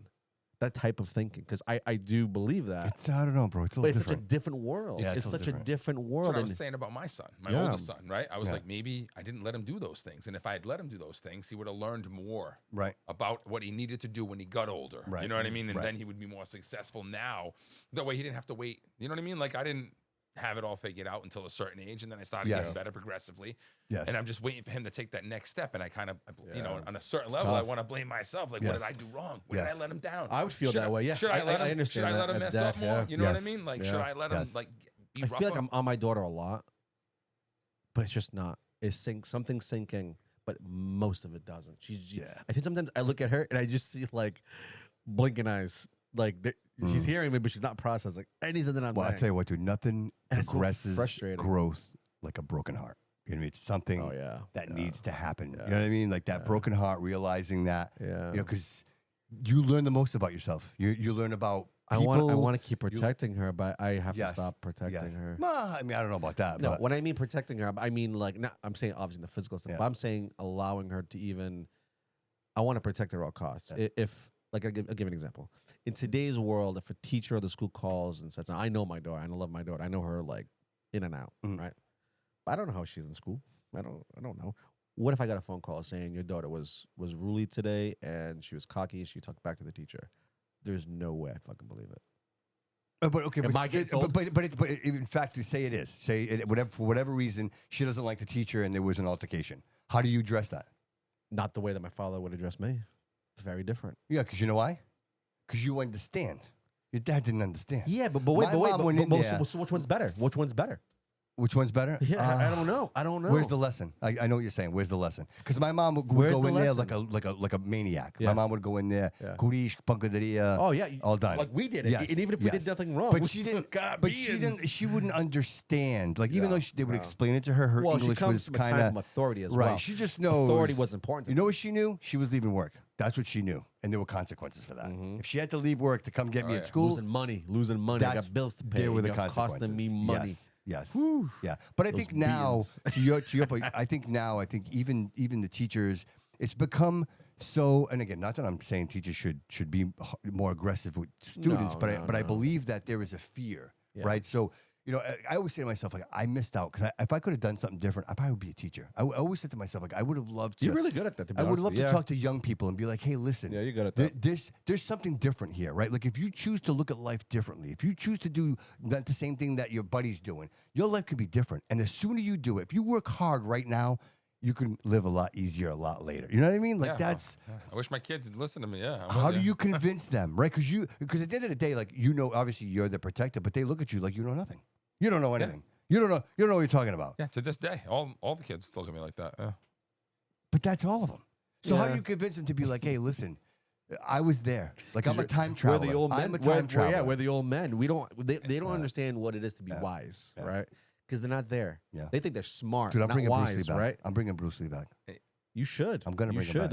back. Just We're gonna find him. just philosophy alone. They get to a point at a certain age where it's going to hit them, just like it did with us. Yeah. Yeah. Oh, yeah. crap. My parents were right. Yeah. That's what's going to happen. Oh, that's To the stage, every that's the kid. stage I'm in now. I mean, That's- like 10 times Yeah, over. but is it shock Right. though? Is it shock? How do you respond to that? Is Well, it you shock? Oh kinda my wish god! You kind of wish you knew earlier. I see it in Josh's eyes because I Yeah. have the same look. You would never put your kids out. Your kids No. will stay with you as long as they want to stay with Always. you, right? Always. Like you're like. yes and no. I'm a little hard. Oh, well, you know what I'm saying? You It's could- yeah, I wouldn't without let any you- trouble. Like I'm not saying like Yeah. they're no troublemakers, but they're good people. They Kids. work. They have a job. You would never be like get out. Like that would never as happen. long as you're working. As yeah. long as you're working, I got right? some- yeah. But Criteria. that's always not a good thing either. You know what I mean? Like the idea that hey, listen, I have a friend and she says it all the time. She goes, Bobby, my success came because I didn't have anywhere to go. Like my parents told me, listen, you can't stay here. Like there's nowhere. Like and so That's my point. there's the survival instinct, right? So she's like, I realized real quick that no one was coming for me. That I had to go to work and I had to find an apartment. And she goes, I had to become resourceful. She goes, instead of me getting an apartment on my own, I got a roommate. And her and I, like, see, like now she builds a relationship. Like her whole life started just based on that one decision by her parents, which was a great idea. And now she's a self-sufficient woman who does great in her life. You know what I mean? So that's what I want for my kids. Be self-sufficient. Be self-sufficient. That's like when I'm preaching, when I be a good person, be self-sufficient. If you give back, help people, right? That's my message. But the self-sufficiency part's the most important. And they have to learn I how to tried that survive. with my kids. So to the point of, you wouldn't let them go, I wouldn't. If you're in college, you can stay here rent-free. If you're in the military active But you got to do something. You got to do something. Rent-free, no problem. Yep. You're working and you're living here, you're paying me a percentage of the bills. Sure. That's it. That's all it is. Right now, You pay some board. what I do with that money, whether I decide to keep it and spend that's it, something different. depends on how old you are. But while you're young, if you're paying me, I might give it back to you later on. Right. If you're doing the right thing. That's what my mom did to me. Which is what my parents did. Yeah. Right. So I proposed that same idea to my kid. He didn't take it. No. Yeah, he didn't take the college bite, didn't take the military, and he decided, no, I'm going to go do my own thing. And he's not doing his own thing yet because somebody else is taking care of him. And now, to his disadvantage, he doesn't have that aha moment. there it is. And that is the most important thing that 100%. he needs, that he doesn't have it yet. Absolutely. Now, mine came with a pregnancy and all kinds of other stuff, Absolutely. right? So Yes, mine was yes, a little yes, more yes. You're like, fueled, I right? have to and do he, this, And what's funny is that he knows that, and he's like, well, it's because you had, me and my sister. And it's like, but again, can we teach the kids? Will they listen? Dude, if you just do this, I've been doing that. My whole, since my kids have been alive, I've been telling them So that. are we Takes a very doomed, guys? different So person. are we doomed? That's the question. Are we doomed? I think we're Because dude, not quite yet. I just Go think ahead.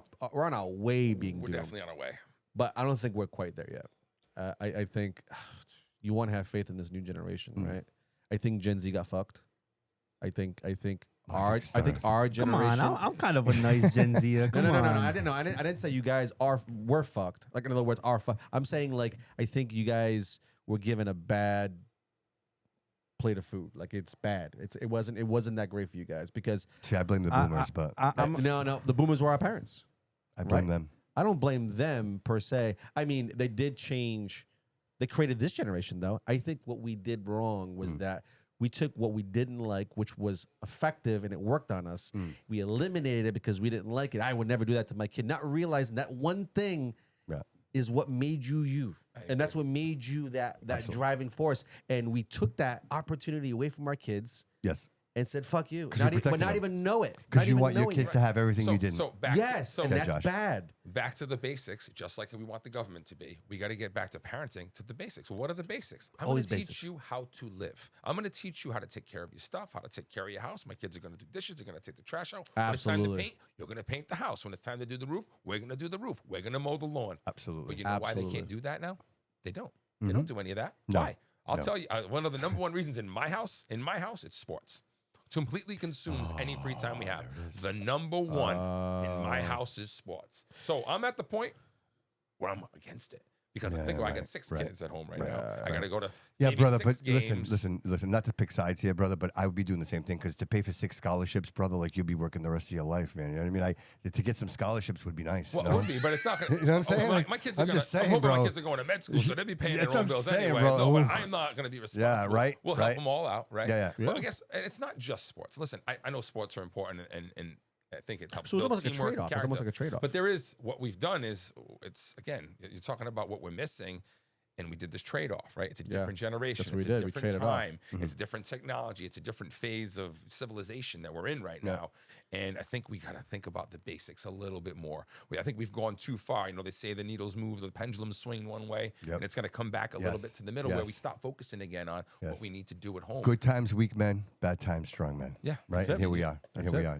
We're in this. So, right? exactly so where we we are. have now created the best times for our kids, right?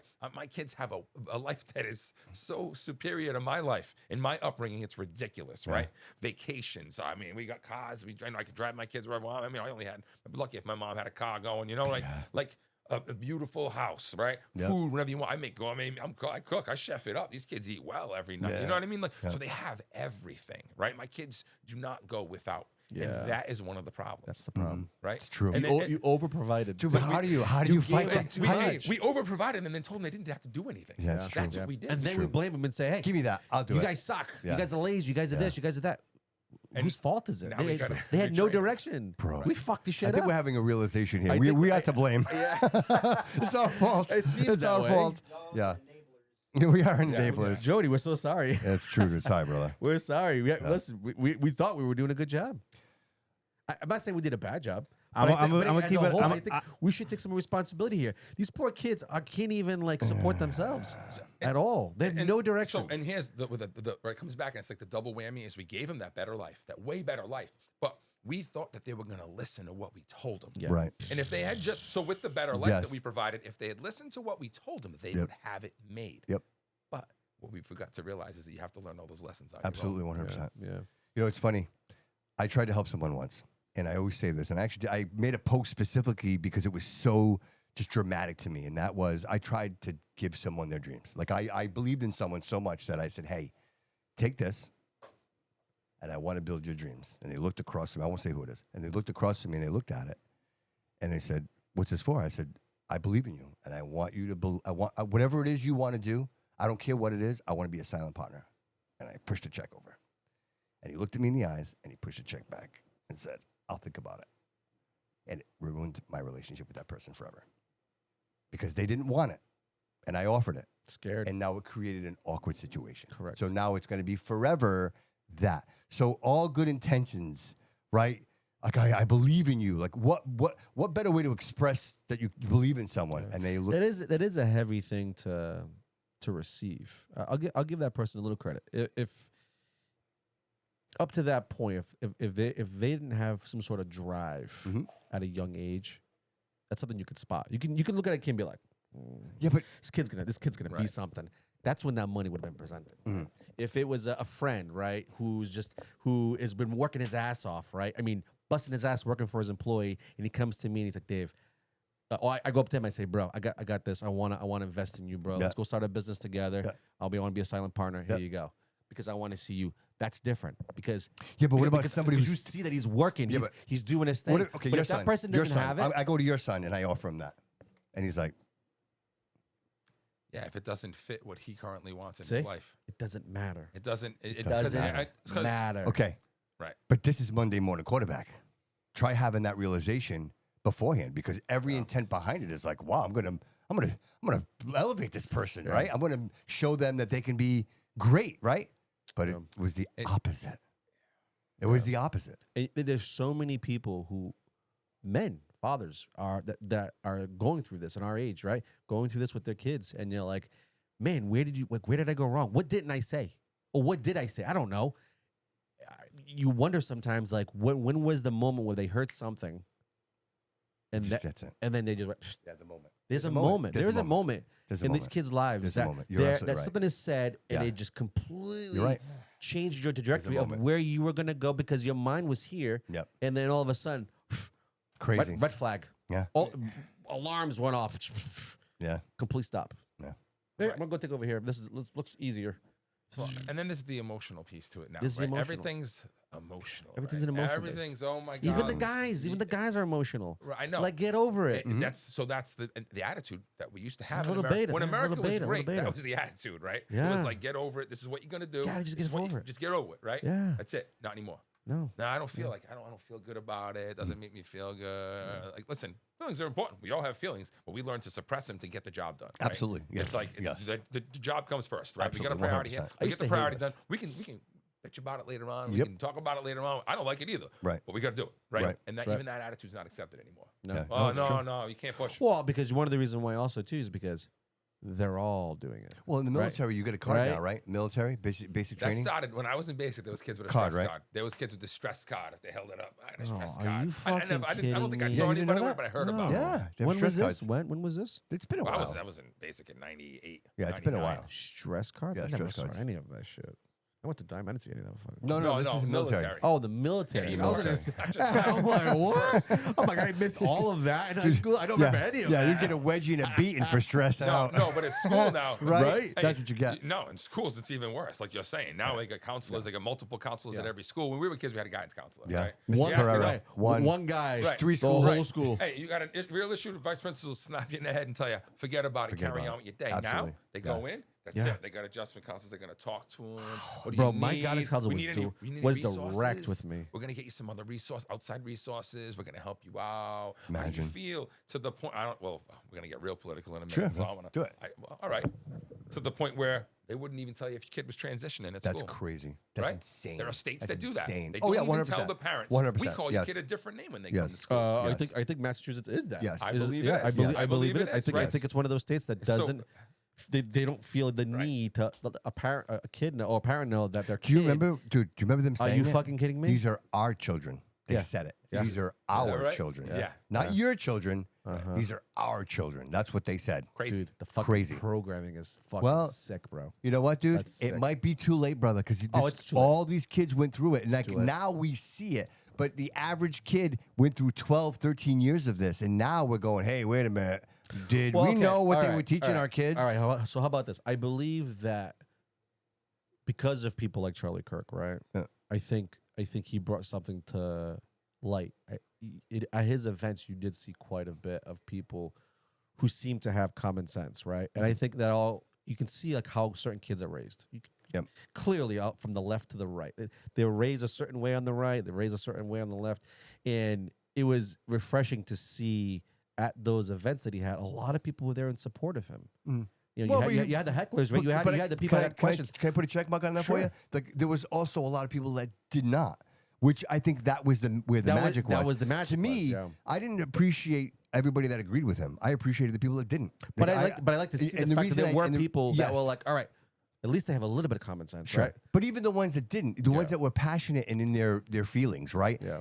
It's important for us to hear that. Correct. Right? It's important for us to know, okay, these kids are in college, They're feeling right? these things, And, okay. and where did they learn this, right? They didn't learn this from their mom and their dad. They learned this by being indoctrinated in these schools. And so when they stand up there and they're in front of all their peers, dude, it takes balls to be up there and be like, hey, listen, this is how I feel. Knowing you're gonna Regardless get- of how you feel, that's irrelevant. And then We to give 'em have credit. Charlie be like, well, this is what I think, and this is the way that there's things that should be. And having that back and forth dialogue, that's the secret sauce, bro. Correct. And then when we stop talking, because that's why they took him out, because That's the only reason why. that's it. Once you stop the conversation from taking place, we will never understand each other. I will tell you this from experience. Like I struggle with Facebook because I am not a confrontational person. I mean, most people won't believe that, but I am not a confrontational person. But what I am is I am a seeker of conversation. I believe that funny, anybody who used to work for me at Comcast will agree. I used to always present a bad idea, like in my group, my team meetings, I would present a bad idea on purpose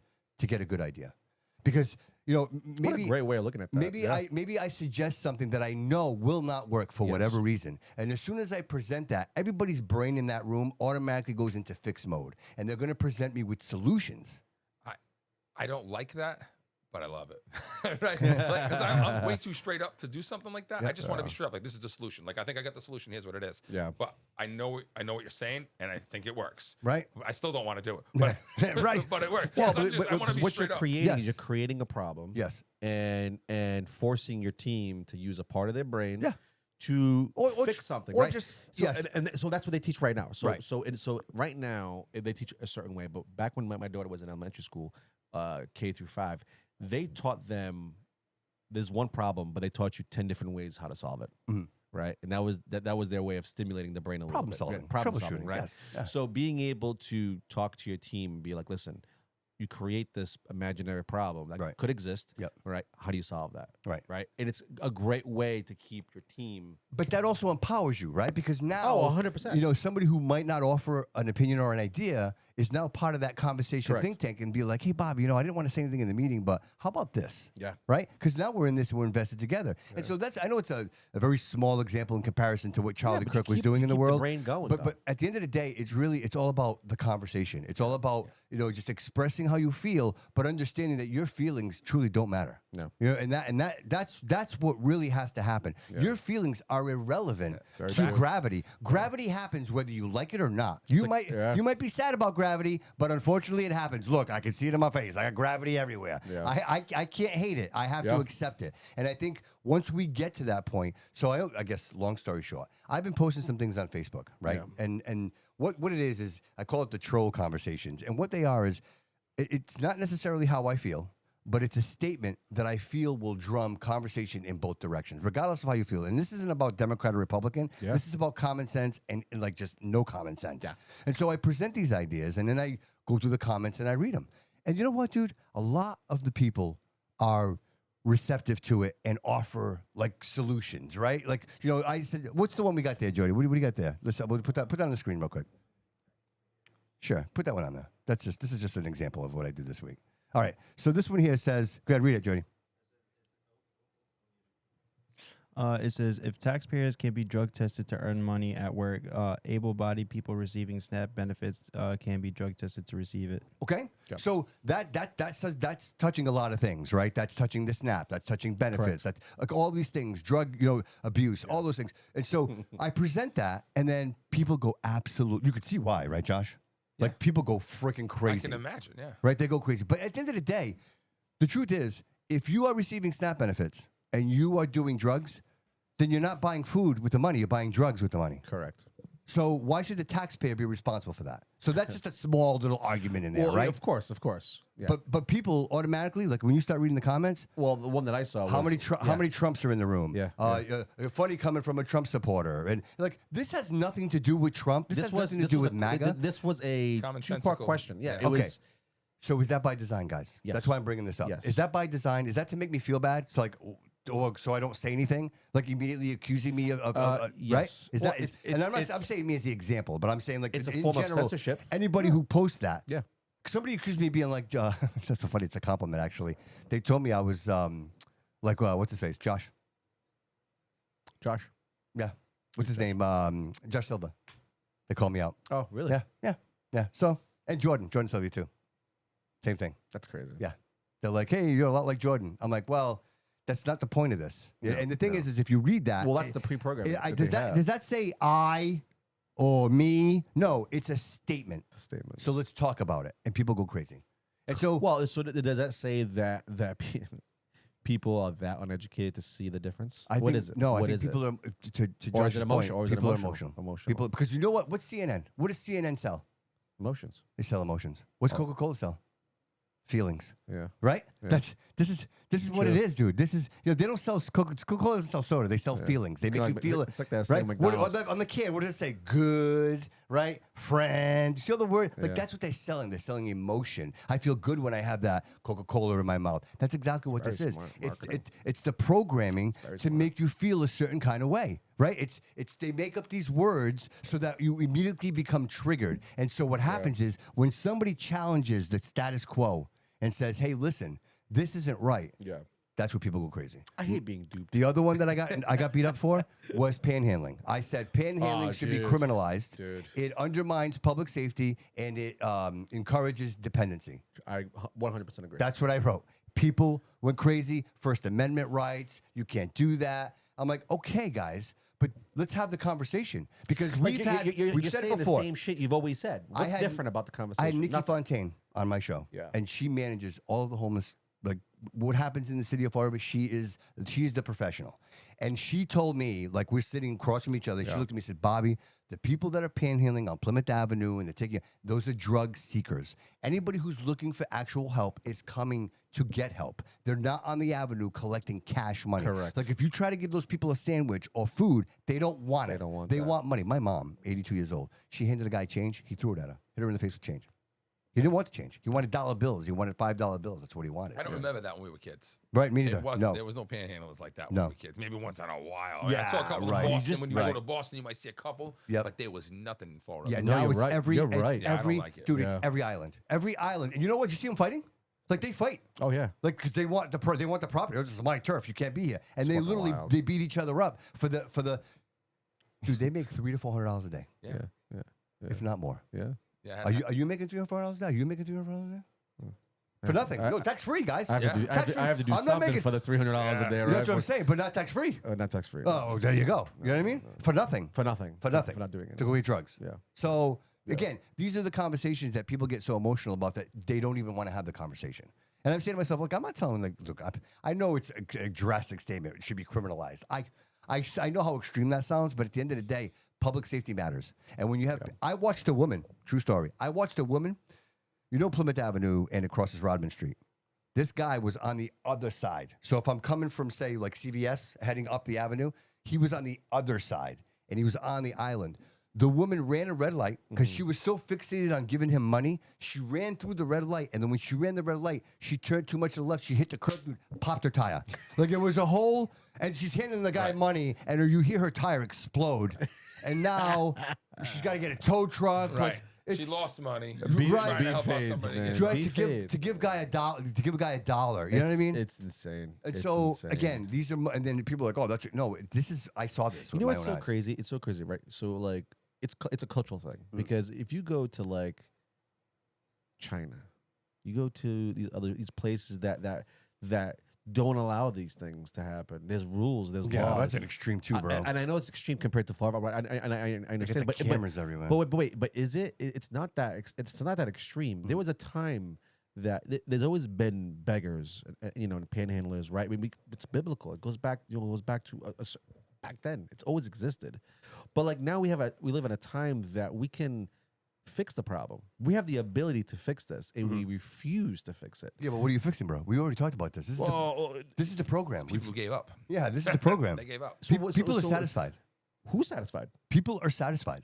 You pay over 50% of your taxes to the government. You know what that means? You know what that makes you? Yeah. That makes you a slave, sir. Makes me an indentured servant. So but that's the reality. And people don't want to hear that. People will fight you on that. But the truth is when you are taxed more than you make, then you're subservient to the entity that takes that money from you. Absolutely. And so that's the world that we live in, and we're okay with it. And then we do our taxes every year. Oh, guy, hey, I'm getting $200 back, right? And then they go to TJ Maxx and they spend $200. Like, right? I'm not making this up. Like, this is the reality that we live in. I can't remember the last time I got money back from Dude, and then people are satisfied. Dude, that's you're a been business years. owner. You're a Yeah, business owner. yeah. Dude, your taxes are a son of a bitch. It's a son of a bitch, yeah. Right? I don't want to use the word, but like it completely just. It's bad. It's so expensive to run a business. But so it costs so much again, money. not to get too far from it, but that's the reality. Just is taxes alone. every day you get up, dude. You my make biggest your coffee expense. the same way. You get in your car the same way. You turn on the same music. You listen to the same podcast, and before you know it, you're 55 years old, dude, and you're thinking, "Am my Social Security gonna make it? Like, am I? Is this gonna?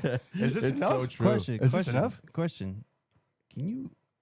I know this is probably a dumb question, but like as a business, could you write off your taxes? Yes. So for example, like technically, Studio B LLC. This is the first year that it's been in business. So therefore, all of my expenses that I've You spent, can't write off your taxes. You write off your deduction. your deduction. So what I've spent building this business this year, I was able to write that off. Oh yeah, I know about that. And I'm not telling her, I don't care. I got $3,000 back. You know what I mean? I spent like 50, but I got 3 back. So that's how that works. Okay. And this is the only year I can do it. You can't do it any other year. You can only do it the first year of your business. Yeah, and it depends on the business as well. I mean, it depends on how much. It depends on the cost of the business. What does it cost the business to run daily, every day? You know what I mean? For 365 days. You know, what's the cost of that? Materials, equipment, electricity, all that stuff gets factored in, and that's Dude, operating costs. this episode took a turn. Yeah, where are we at? Let's do it. all right, I love so it. one Wait, question. but I like have this. questions. I have questions. But go ahead, We're at 1 hour 35. Yeah, we got plenty of time. Josh, I want to talk about. So again, shifting back to we were talking about earlier is your process, dude. How do you? So I know you obviously your kids they listen to your music, Yeah, right? So if you Do listen, they to all approve? my By the way, music- do they approve? I mean, Being I'm sure they teenagers? approve on a certain level. They don't want me to bump it when I'm dropping them off at Talbot. You know what That's I mean? what I I'm can't saying get right that there, going. man. Crank that that's what up. I would do. Right. No, I pick my days. You know what I mean? Yeah, sometimes. You were a piece of shit last night. I got in this song growing up. My son and my daughter, the younger of the two, they sang the chorus. You know, with me, right? So that was good. So I just recently performed at the New Bedford Film Festival, and my son was like, "Nah, I'm all set." That he's 13. He's like, "I'm not singing." I'm like, "That's cool, I understand." So I had my daughter was there with me. She sang, and I grabbed That's my niece. awesome. 'Cause That's my niece awesome. likes to sing, so they See, sang. kids are active, bro. Kids are active. Dude, how did that happen? Did they reach out to you? Have you come out? So the guy who produced all 3 videos that I have out, like all 3 official videos, he's been involved with that group over at like the New Bedford, Fairhaven area, and he submitted the video. He knew to submit it, so he submitted it. So 2 years in a row, you're up for like an award and stuff, and you go in there, and he's like, "Hey, you can perform." So I'm like, "Yeah, I'll perform." So I performed last year with Julia Corey. We did "I See the World," which if you haven't seen that one, you gotta check that one out. Yeah. And then we didn't win anything last year. This year, my producer Sean Campbell, he got the award for best editing. Okay. Oh, nice, Right. nice. So it was really exciting, and we sang a song. I went up, they got the award for him because he was in Azor, so it felt good. I'm That's up awesome. there. Oh, getting an award, nice, you know what I mean? nice. Give him a shout out. So it was Now, good. has he been with you the whole time? Is this somebody that you No, I met along the him. way? I met him. Actually, my wife got me in touch with him. So she went to church, I think, with Alyssa, was his fiance, and she was like, you know what? I don't think he was a fiance at the time or not, but he was like, Sean will do it. So then I met up with Sean, and he loved it. Awesome, man. The first video is great too. I love that video, and that one was like my nicest, like the way I want to see it. I just want the world to be great and wonderful, but I know it's not. And then we moved on. We did Growing Up, which was like, this is how I grew up. And then in the recent video, Please God, is probably the hardest of the songs that you see out there. And it's just but dude, I appreciate that how you play the Dark Angel and like on the shoulder. Like the whole premise is awesome. Well, dude. I love that. Isn't that fucking life, bro? Yeah, but the rap, That's life. Yeah, bro. it is. Yeah, we're gonna play. Jody, we're gonna play that. It truly is that, like, you know your evil side. You know that we all get that side. Yeah, we all. Dude, it's hot, dude. We could the video's all hot, be dude. that guy. Yeah, the video's, dude. It's You know what I mean? Yeah. It's not easy, man. Yeah. No. Are you listening? Are you on your phone? I'm gonna shut your phone off. Oh, is this Derek? I'm gonna shut your Derek phone off. 2.0. That's it. I'm not paying your phone bill this month. Yeah, that's the one he wanted before, but I think now that I mentioned it, he's going the other direction. Yes. Yeah. It's gonna be it's gonna be the fourth one. Yeah, you want the Please God one? Please God. Go to the. Yeah. It was there, right there on the right. I think that's the official one. Yeah. Drop that down a little bit, bro. It's loud.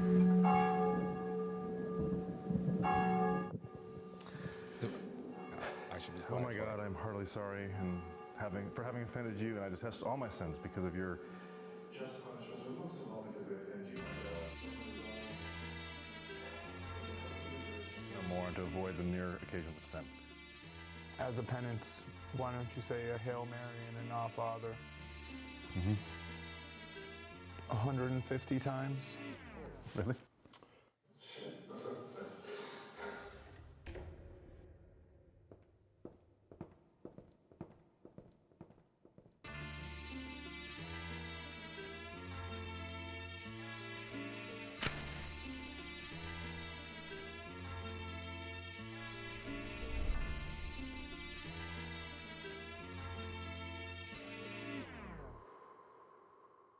That's a cool shot right It's there, just man. a way for me to show you how my day can be if I decide to let it go and go from A to Z. Been waiting patiently, maybe too patiently, cause now the pressure's built up too much to contain in me. There's no explaining, we just let off and it's plain to see. Nobody likes it when things don't go their way. Today will be the last time you look at me in that light. Maybe you finally understand that I'm ready to fight, cause I've been holding back so much that I can barely decide. Should I talk about my pain or the rage that's inside? Tell you how somebody robbed me, it's a dangerous line, and I don't wanna cross it yet, but my patience has died. I'm sick and tired of people who put my good graces aside and take advantage of me and my family. I'm hateful inside. I wanna lash out, break your fucking face. Who am I?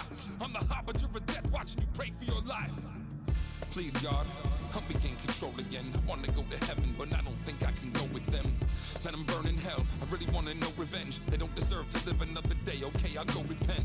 But do you really think that they can be redeemed? Agree to disagree, okay, I'll take one for the team. To me it's just to serve, so my slate should still be clean, and I can rest easy knowing we're safe from all the fiends. It's hard knowing evil people are walking around. After ruining somebody's life, you're safe and you're sound. Kinda wish there was a vigilante living in town, someone who could hand out justice on a whim. Hear me out, not everybody is capable of holding it down. It's karma's not always as fast as fuck around and find out. They say if you play stupid games, you can win stupid prizes. I see people who should have never saw the light of day arriving. Terrorists, rapists, pedophiles, and tyrants. After what they've done, it's hard to understand why they're surviving. We just put them in the box with their necessities provided with my tax dollars, and I'm supposed to be alright with it. They should be dead, used for fertilizer, or guinea pigs for testing pharmaceuticals for Pfizer. I'm not a miser, but I'll be quick to advise you. Bullets the quickest way to send them to hell. Put them in fire. Please God, help me gain control again. I wanna go to heaven, but I don't think I can go with them. Let them burn in hell, I really wanna know revenge. They don't deserve to live another day, okay, I'll go repent. But do you really think that they can be redeemed? Agree to disagree, okay, I'll take one for the team. To me it's just to serve, so my slate should still be clean, and I can rest easy knowing we're safe from all the fiends. Please God. It's good. Fire, right? Please. That's pretty badass. That's a good one. I like that. Back and forth. Back and Finds forth. you Yeah, I DMX like that. and Damien. Yeah, I like that. little bit. Yeah, It's yeah, I like awesome. that. I like Marco Andrade, welcome to the show, brother. Oh, hold on. Oh. Marco Andrade, welcome to the show, brother. I was introducing you to the show and you weren't even in yet. Oh, he's breaking up. Did he do the same way that he normally does? Yeah, I don't know. He should be. I'm on the same phone. Yeah, it's probably. I did a reset on the system. How you doing, buddy? Good, man. What's going on? The same old, bro. Just chilling in the studio, listening to some beats. I know. I saw that. I heard that. Florian in the house, bro. It's fire here today, dude. Yeah. We're getting canceled today. You're getting canceled? We're getting canceled today. What is it? I said we're getting canceled today. Uh-oh, why? What happened? Oh, no, we talked a little bit about everything. Went off script. Off script. Off script. All right, bro. What's up? What's going on? I don't pay much mind to all that nonsense. I wish I wish I was like that. Can't. Can you guys hear me? Yep. We can hear you. How about now? You got him? No. Nope. That is so weird, right? We checked it too before. Yeah, we did. That's so weird. That's all right. That's okay. I'm gonna put you on speaker, buddy. It's okay. It's Apple, dude. It's totally Apple. It's not anything else. It's Apple. But go ahead. What's going on with you, Margo? That's why I go with my Androids. Yeah, I know, right? Always the green bubble with this guy. Right. What do you got going on this weekend, my man? What's the weekend update?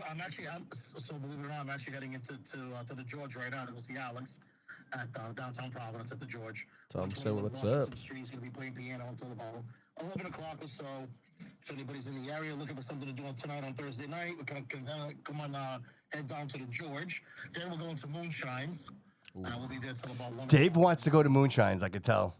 I love Moonshine. Listen, let's go. I'm telling you, it's Moonshines. I love Moonshines any night of the week, man. But Moonshines on a Thursday and Sunday nights are to me are the best. Yeah. It's not over crazy packed. The weekend gets really packed in there. They do a lot of music there. Which is pretty cool. The environment's cool there. Country bands, and I love to listen to country bands live. And it's all local bands. A lot of local people come that play through there. They do some national acts with Cat Country. We're doing something there coming up in August as well with a national act. So yeah, Moonshines, man, it's one of the great spots, one of the hidden jewels of Providence. So if you're not doing anything, come on down to that. And of course, tomorrow night back at the George again in Providence. So we'll have some dinner. We got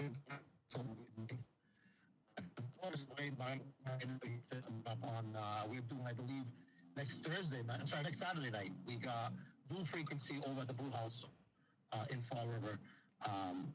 Two guys, great guys, man. They play everything. It's a drummer and a guitar player. They play anything that you want, man. They play. They're kind of that I call it all American. Dude, they were playing like 3 doors down. It was pretty good, dude. They nailed it. It was really good. It was really good. What a great band. I love them. Yeah. They're there next Saturday night from 7 p.m. to 10:30 p.m. So people can make it. I know the reservations were going pretty quick for those guys. So that. And then of course we have Sinatra night at Perella's, which is our debut at Perella's in Warren. Right over on it's at 311 Metacom Avenue in Warren. Unbelievable Italian restaurant. As a matter of fact, they were on Perella's just had a couple of years ago. They had a complete redo. It wasn't by Bar Rescue. It was one of those other shows. I can't think of his name. He's a famous chef. I can't think of his name now, but he had a TV show. Not like Hell's Kitchen, type of deal? It was like, John Fiore. John Fiore, right? Oh, okay. Yeah, so, The dude with the blonde hair, with the highlights. Yeah. He used to do all the menus for, I think it was Chili's or one of those. Oh, yeah, it was Chili's. Yes, it was. Yeah. So he had a TV show, and he used to come into all different areas, and he would redo restaurants completely from the bottom up, just kind of like Bar Rescue, like John Taffer does. Yeah, so Perella's was one of the restaurants that was on his episode, on his TV show. They had a couple episodes with that. And the place is beautiful. If you want some real authentic, as I call it, it's the home Italian food, It's, the nana's kind of Italian food. You got to go there, see Lou Perella. It's an unbelievable place. It's been there. Just like your mama used to make. You know what I'm saying? Just like your mama used to make. But we have Sinatra night there next Saturday night, 6 p.m. to 9 p.m. Of course, with Taylor. Anybody, I want to say the reservations were close to sold out, if not already sold out. But that'll be a good time going on there next Saturday night. So if people are around, and of course we got our comedy at Nick's Comedy Stop in Boston. Tickets are available tonight, tomorrow night, Saturday night, Nick's Comedy Stop. And of course, we touch on this also. if you're looking for something to do on Mother's Day Sunday, brunch at the George. There are some tables still available. They sell out every year. I heard the brunch there is amazing. George, make some reservations. It's an unbelievable brunch. Chef Juan, I mean, he comes up with some great food. And take your mom out, bring her up there, then spend the day in Providence. Yeah. You know, it's a great location. There's tons of stuff going on in Providence actually on Mother's Don't they Day. do their? Say start your day off at the George with brunch, and you definitely you won't regret it. You know? Don't they do at the? This is at the George, right? What? Yeah. The brunch. Are they doing? Listen, real quick. I heard rumor that the George is doing like a 2-for-1 dinner, right? It's like the 2-for-1 special on Tuesdays. Is that right? Tuesdays or I thought it was Mondays. Is it Mondays? Okay, I could be wrong on the day, but I know they're doing like a 2-for-1, right? You know, it might be. I thought it was Monday. I'm almost sure that they're doing that on Mondays. Okay. All right. Good food. Dude. I'm just trying to shout out because it's just amazing food, and you know, if you're gonna take your Lobster lady out ravioli. or your special somebody out for a quick meal, or I mean, I know they have the dinner shows. They do the dinner shows. You know, if you bring your tickets and you get preference and all that. Yeah. But I thought it was on Mondays that they were doing something very similar to that, the 2-for-1 dinner type of thing. Yes, yeah, it is Mondays. Yeah, it's $59.99 on Monday night dinner. There it is. For 2 people. That's correct. Right. Yeah, it includes your first course, your second course, and of course all your entrees. Get out of here for $55. $59.99. Wow. Hey, bro, and you know what? It's the vibe. The energy in that place is just out of this world, dude. I gotta be honest with you. And dude, you never know. You might have a celebrity sighting. Like you never know who's there. You know, Bobby Wallison walks through the door. You know what I'm saying? What is it? What's her name? Meryl Streep has been through there. She came down to the George. Matt Rife is a regular at the George. He also spent some time downstairs at the Comedy Club. Yeah, we forget about that. We forget about that. He was there a couple weeks ago. Downstairs. He was upstairs at the George, came downstairs, did a little segment down at the Comedy Club that they have. Nice. So don't forget, they have the George upstairs, and then when you walk out the door of the George, in the same entryway, you can go downstairs to the Speakeasy. Yeah. And it's cool vibes. Have you been there? No. Every Friday. Great They run vibes. comedy shows on Fridays and Saturday nights. I got to do that, Marco. I haven't done that yet. Yeah. I definitely want to do that. I definitely want to do that.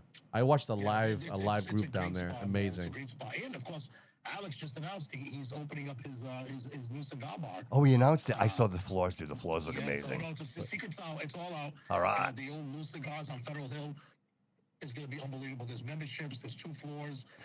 They built a. I'm not a golfer, so I don't really know much about this, but I know they built a whole kind of what is it, like a video game golfing type of thing. Oh, one of those Screen, the screen simulator. It's like Simulator. So a simulator. Yeah. Pretty cool. So they, I believe that's on the 2nd floor. It's unbelievable. What he's doing with that building is unbelievable. I don't know how they find. And I'm sure they have like lockers there. You can bring your own drinks. Like you can bring your whiskey if you want. You bring your own drinks and stuff? No, they have a full bar. Oh, Full full bar. bar. Yeah, Oh, full bar. wow. It's It's a good, cigar food and bar everything. So plus, they- wow. Full restaurant, full bar. I mean, it's memberships. Wow. Yeah, That's good to know. Dude, we got to do that live show. The Bobby Couto. We got to do a live show there. We got to do it. we gotta go we there. gotta do it. That's the plan. As we discussed already. Yeah, man, that was the plan. We were definitely doing that. You know. Yes. Definitely. But yeah, but listen, if they're looking to do something tonight, come on over down to the George, and then we'll go to Moonshines. Tomorrow night, the George. Tomorrow night we'll also be at Moonshines hanging out there, and then of course the Hot Club. And then Saturday night in Fall River, swing by either Tequila Lime, swing by the Brew House. I'm not there this weekend, so I believe they might have something going on there this weekend as well. Yeah. But come on, it's always a great time there. You can swing by there, and if you're looking for something to do on Saturday night, you can also. I mean, obviously. The George is always doing their thing. They got the comedy show going on there Friday and Saturday. And, of course, Nick's Comedy Stop in Boston, Thursday, Friday, Saturday. Comedy shows. Tickets are on sale at nickscomedystop.com. Social table events, Marco Andrade. Thank you so much, brother. Always appreciate the weekend update. Listen, man, we're keeping people, entertained. Otherwise, they'd just be bored. Yeah. Hey, it's funny. We just had a kid hit me up. His name is AJ, and he's like, "Hey, I heard you on the Bobby Couto show." Oh, I love that. This was like, I believe that was yesterday, Wednesday, and he hit me up. He's like, "Is anything going on tonight?" Oh, I love that, dude. I love that. It was awesome because I'm actually gonna take a picture and post it because I thought it was awesome when he hit me up and he's like, "I got you." That's amazing. Yeah, it was a new follow from my page, so that was outstanding. And like I said, and I think he actually ended up going out to the Hot Club last night. So. Oh, that's amazing. That's why we do this, brother. That's why we do this, man. Connecting people, brother. It's awesome, man. It's Yeah. awesome. Well, I appreciate you, brother, and have a great weekend. I'm sure I'll talk to you this weekend. Maybe we can hook up at some point and grab a bite. Let's do it. All right, brother. Appreciate you, All right, Marco. Have a buddy. great night, man. Thanks for calling in. Later, bro. Bye. That show that they had last Saturday was fire. I was there. Oh, that's right. You took your girl, right? Yeah. How did that go? It was really good, honestly. Well, obviously she's still with you.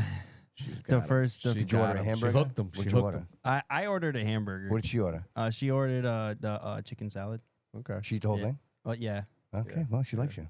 Yeah. So she's trying to keep. Yeah, She's yeah. trying to like tell you something with the salad. Yeah. Yeah. no- oh my God. Listen, a salad and a steak are two different things. It says a lot about a person. Think about it. Think about it.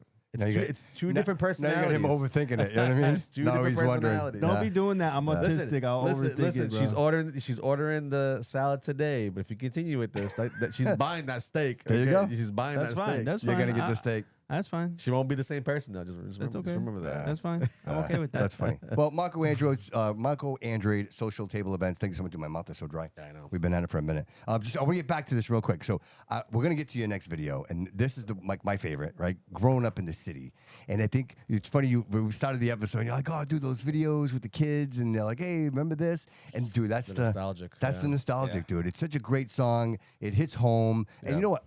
I think anybody can put stuff on paper, but it's got to make sense, and the words got to work right. You know what I mean? And I think that's where the talent comes from, Yeah, right? I think that's where the it's the sound and the editing, right? It's got to sound good. Right. I got to be intrigued, right? So that video was amazing, by the way, and you sounded really, really good, and that's what's gonna hook me, right? When you hear something that's not so great edited and the videos, it's like it creates a whole like total package. Yeah, total when package. you can bring it, like, and you did. You brought a package. Yeah, no, that's my style, right? That's Well, I don't I like know. it. I think my style was, created through obviously life and all the music I heard, and that's how I want to deliver it. I don't know how many people like it, but Who's I'm your happy when they inspiration? do. Yeah, but Josh, can I say Who's, something real quick? It's and this is just I want to give you some credit, brother, because it's not easy, brother, to put yourself out there. You know, and then this is not me, but I come on the show, dude, and every time I come on the show, and people will be critical, but I put my heart out here, right? I take a chance every week when I come out here and have a conversation, and the same thing with you, bro, because you have a full-time job, you have a family, and yet you're still like, this is my passion, this is what I love to do, and I'm gonna do it unapologetically, bro. Like, I listen to your lyrics, and I hear what you're saying, dude. You're not writing your lyrics going, dude, they might not like this. Oh, that might not. No, dude, you're right in there. You're speaking from the heart, and that's where it matters. I think that's the most important piece of what you're doing. Correct me if I'm wrong, please. No, I appreciate it. No, that's where it's coming from. You know it. And now all my songs have like a story behind them. You know what I mean? Like I'm trying to tell you something, right? Like if my kids can listen to my music and there's lessons in there, right? There's things you should know about, Absolutely. and that's the key for me, right? Like I listen to music. I don't really have any one source of inspiration. I don't. I can point to all my favorite groups in each genre, and I'm sure collectively that's what created me, from classic rock to alternative to rap, which that like '90s era, like I said, Dre, Snoop, Wu, Biggie, Pac, then M. Right, like that's kind of where we're at with the rap game. Sure, like my core, right? Yeah, But that was an era for sure. it's just what I'm doing. So, Josh, what do you? And I know this is probably the hardest question, because if you asked me this question, I probably couldn't answer it. But I'm going to ask you: where do you see yourself with it? Is it something that you think you say to yourself, "Hey, I could do this for the rest of my life"? No, or I think it's a hobby, right? And Okay, the all reason right, I have to okay. be realistic about it, right? Yeah. We all have dreams, right? We're all chasing. Sure. Like I said, I got a song about hopes and dreams. You check that one out, right? When you have a chance, that's a good listen. Absolutely. But and that one's by my buddy Casey, who Santos, who's watching tonight. He shout out. He's the beat maker on now and produced it. Awesome. Anyway, there's Doc Spirit Studios too, right? Doc Saint Records. Okay. Yeah, he's out of New Bedford. Yeah. Awesome. You know what I mean? I met some good people, but I don't see it going like crazy, right? I don't see it going far. Now, do I hope one song reaches people and they like it and they celebrate it? Absolutely. Yeah. Do I hope for that? Yes, but I don't plan. I'm not like putting everything I got on it, right? Right. Because I got to be a realist, right? Like, just like I want my kids to be. I have a career. I am settled in my career. I have stability for my family. You know what I mean? Like, for all intents and purposes, I'm adulting. Right. Yes, right. That's where I'm at. Right. Stable. But Right. I got a retirement. I got how about healthcare. 10 years I'm from paying now? for myself. Are you still feeling the same way 10 years from now? Right, because 10 years from now, your kids are pretty much on their, like, they're all adults, right? They're all, 10 years is a whole different person. It is, because it is. so guys, 100%. that's where I'm at right now. Because I started this where you're at, where it was like, I had my home, my family, my kids. Yeah. I'm cutting my grass every weekend, and this was always like my hobby, wanted right? to do it, right. And I did it out of my house. Like it was, I had a room, like literally this part right here, with Jody. Sorry, Jody, you're not in this. Right here, this was my studio in my home when I lived in Berkeley, and so. now, like, I'm at a different point in my life, brother, where I'm like, okay, I'm gonna make an investment. Like I love this enough that I'm gonna take money out of my pocket. I'm gonna rent a place. I'm gonna get LLC. I'm gonna It's so funny because you started and with no listeners. Nothing. I had a USB microphone. You're starting from zero. Yes, that's over 100 episodes on there now, right? Like, but what you don't understand is that like there's so many episodes before the episode. Right, and I missed all that, right? Right, that kind of catapulted Bobby, right? So like when you look at there's so much other content that he had prior to this, and to see the progress, it's pretty crazy. So the only reason, Josh, I mentioned this is because it's like I almost see that for you, brother. And I'm not planning your future, but to say, you invest in your life now, brother, and then 10 years from now. Well, I mean, this was an investment for me, right? Like, I have to. It's not free to put your music on the internet. It's not free to make a music video. Yes, and you're asking people for time, right? And I got most valuable thing in the world. You're asking people for their time. I gotta market it, right? Like I can't. Like I try not to sit idle on it, and I'm trying to get it in front of people, right? I'm like, hey, play my video to everybody in the Fall River area on Facebook. Paying it's $100 to make people see that. I think you're bigger than Fall River, but that's just me. Go ahead. I'm sorry. So that's why. That's where I went. Yeah, the sound is that way. Yes. Right. But again, there are so many people talented, and you'll never hear of them. For instance, no disrespect at all, right? How often? All of a sudden, you start showing up on my feed. I'm like, who's Bobby Couto? Yeah, Who's no, true, of course. Right? Same thing, I'm like, dude. everybody's just talking to this guy. I'm looking at the people you're talking to, and I'm like, wow. I'm like, maybe one day I'll get on that show. Brother, here you are, right? man. So I feel like I made it now. You know what I mean? I'm on the Bobby Couto show. So, to that point, there's many artists out there that are doing things. There's a lot. And there are some crazy talented people out there that I don't come close to. But at the end of the day, I tell a story, and even some of the people that have big names, maybe they don't feel, maybe they feel the same way I feel. Sure. But people found them, they liked them, and then they that's it. Absolutely. Well, look at the event that we went to. Yeah. Well, I was actually going to say that. Did you consider maybe Lit Summer? Have you heard about Lit Summer? Yeah, I'm performing. Oh, I love it. That's awesome. We'll be there. You're going to sit down with us. We'll be doing that. I haven't performed in Fall River. Yeah. In a long time. It's been since my buddy Brian Couto, who goes by Clive Bunker. I don't know if you ever heard of him. I have heard that. Right. Brian Couto? Yes. I think yes. I think you know. You might be related.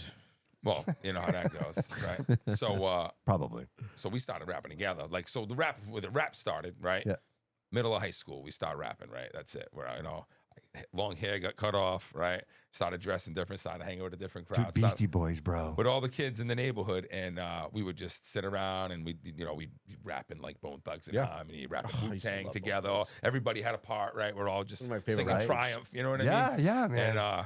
And just fast forward to house parties, we'd be rapping freestyle at house parties. And that's back in 98, 99, maybe 2000. And then I kind of just, I went my separate way with all my friends, right? Did the military thing, Dude, life happens. Right. Life happened, right? Yep. Kids, all that stuff. And I was out of it for a long time.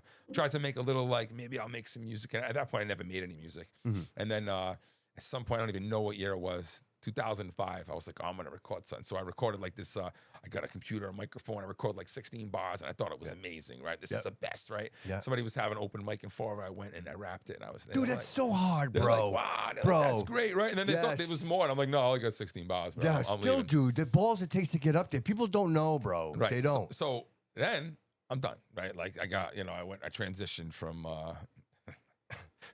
first life to second life. I mean, I'm on my third life. And that's hilarious. Just swap one letter. And right. So it's be a different interview. During the second, oh man, that's a different one. The subscription service on that one.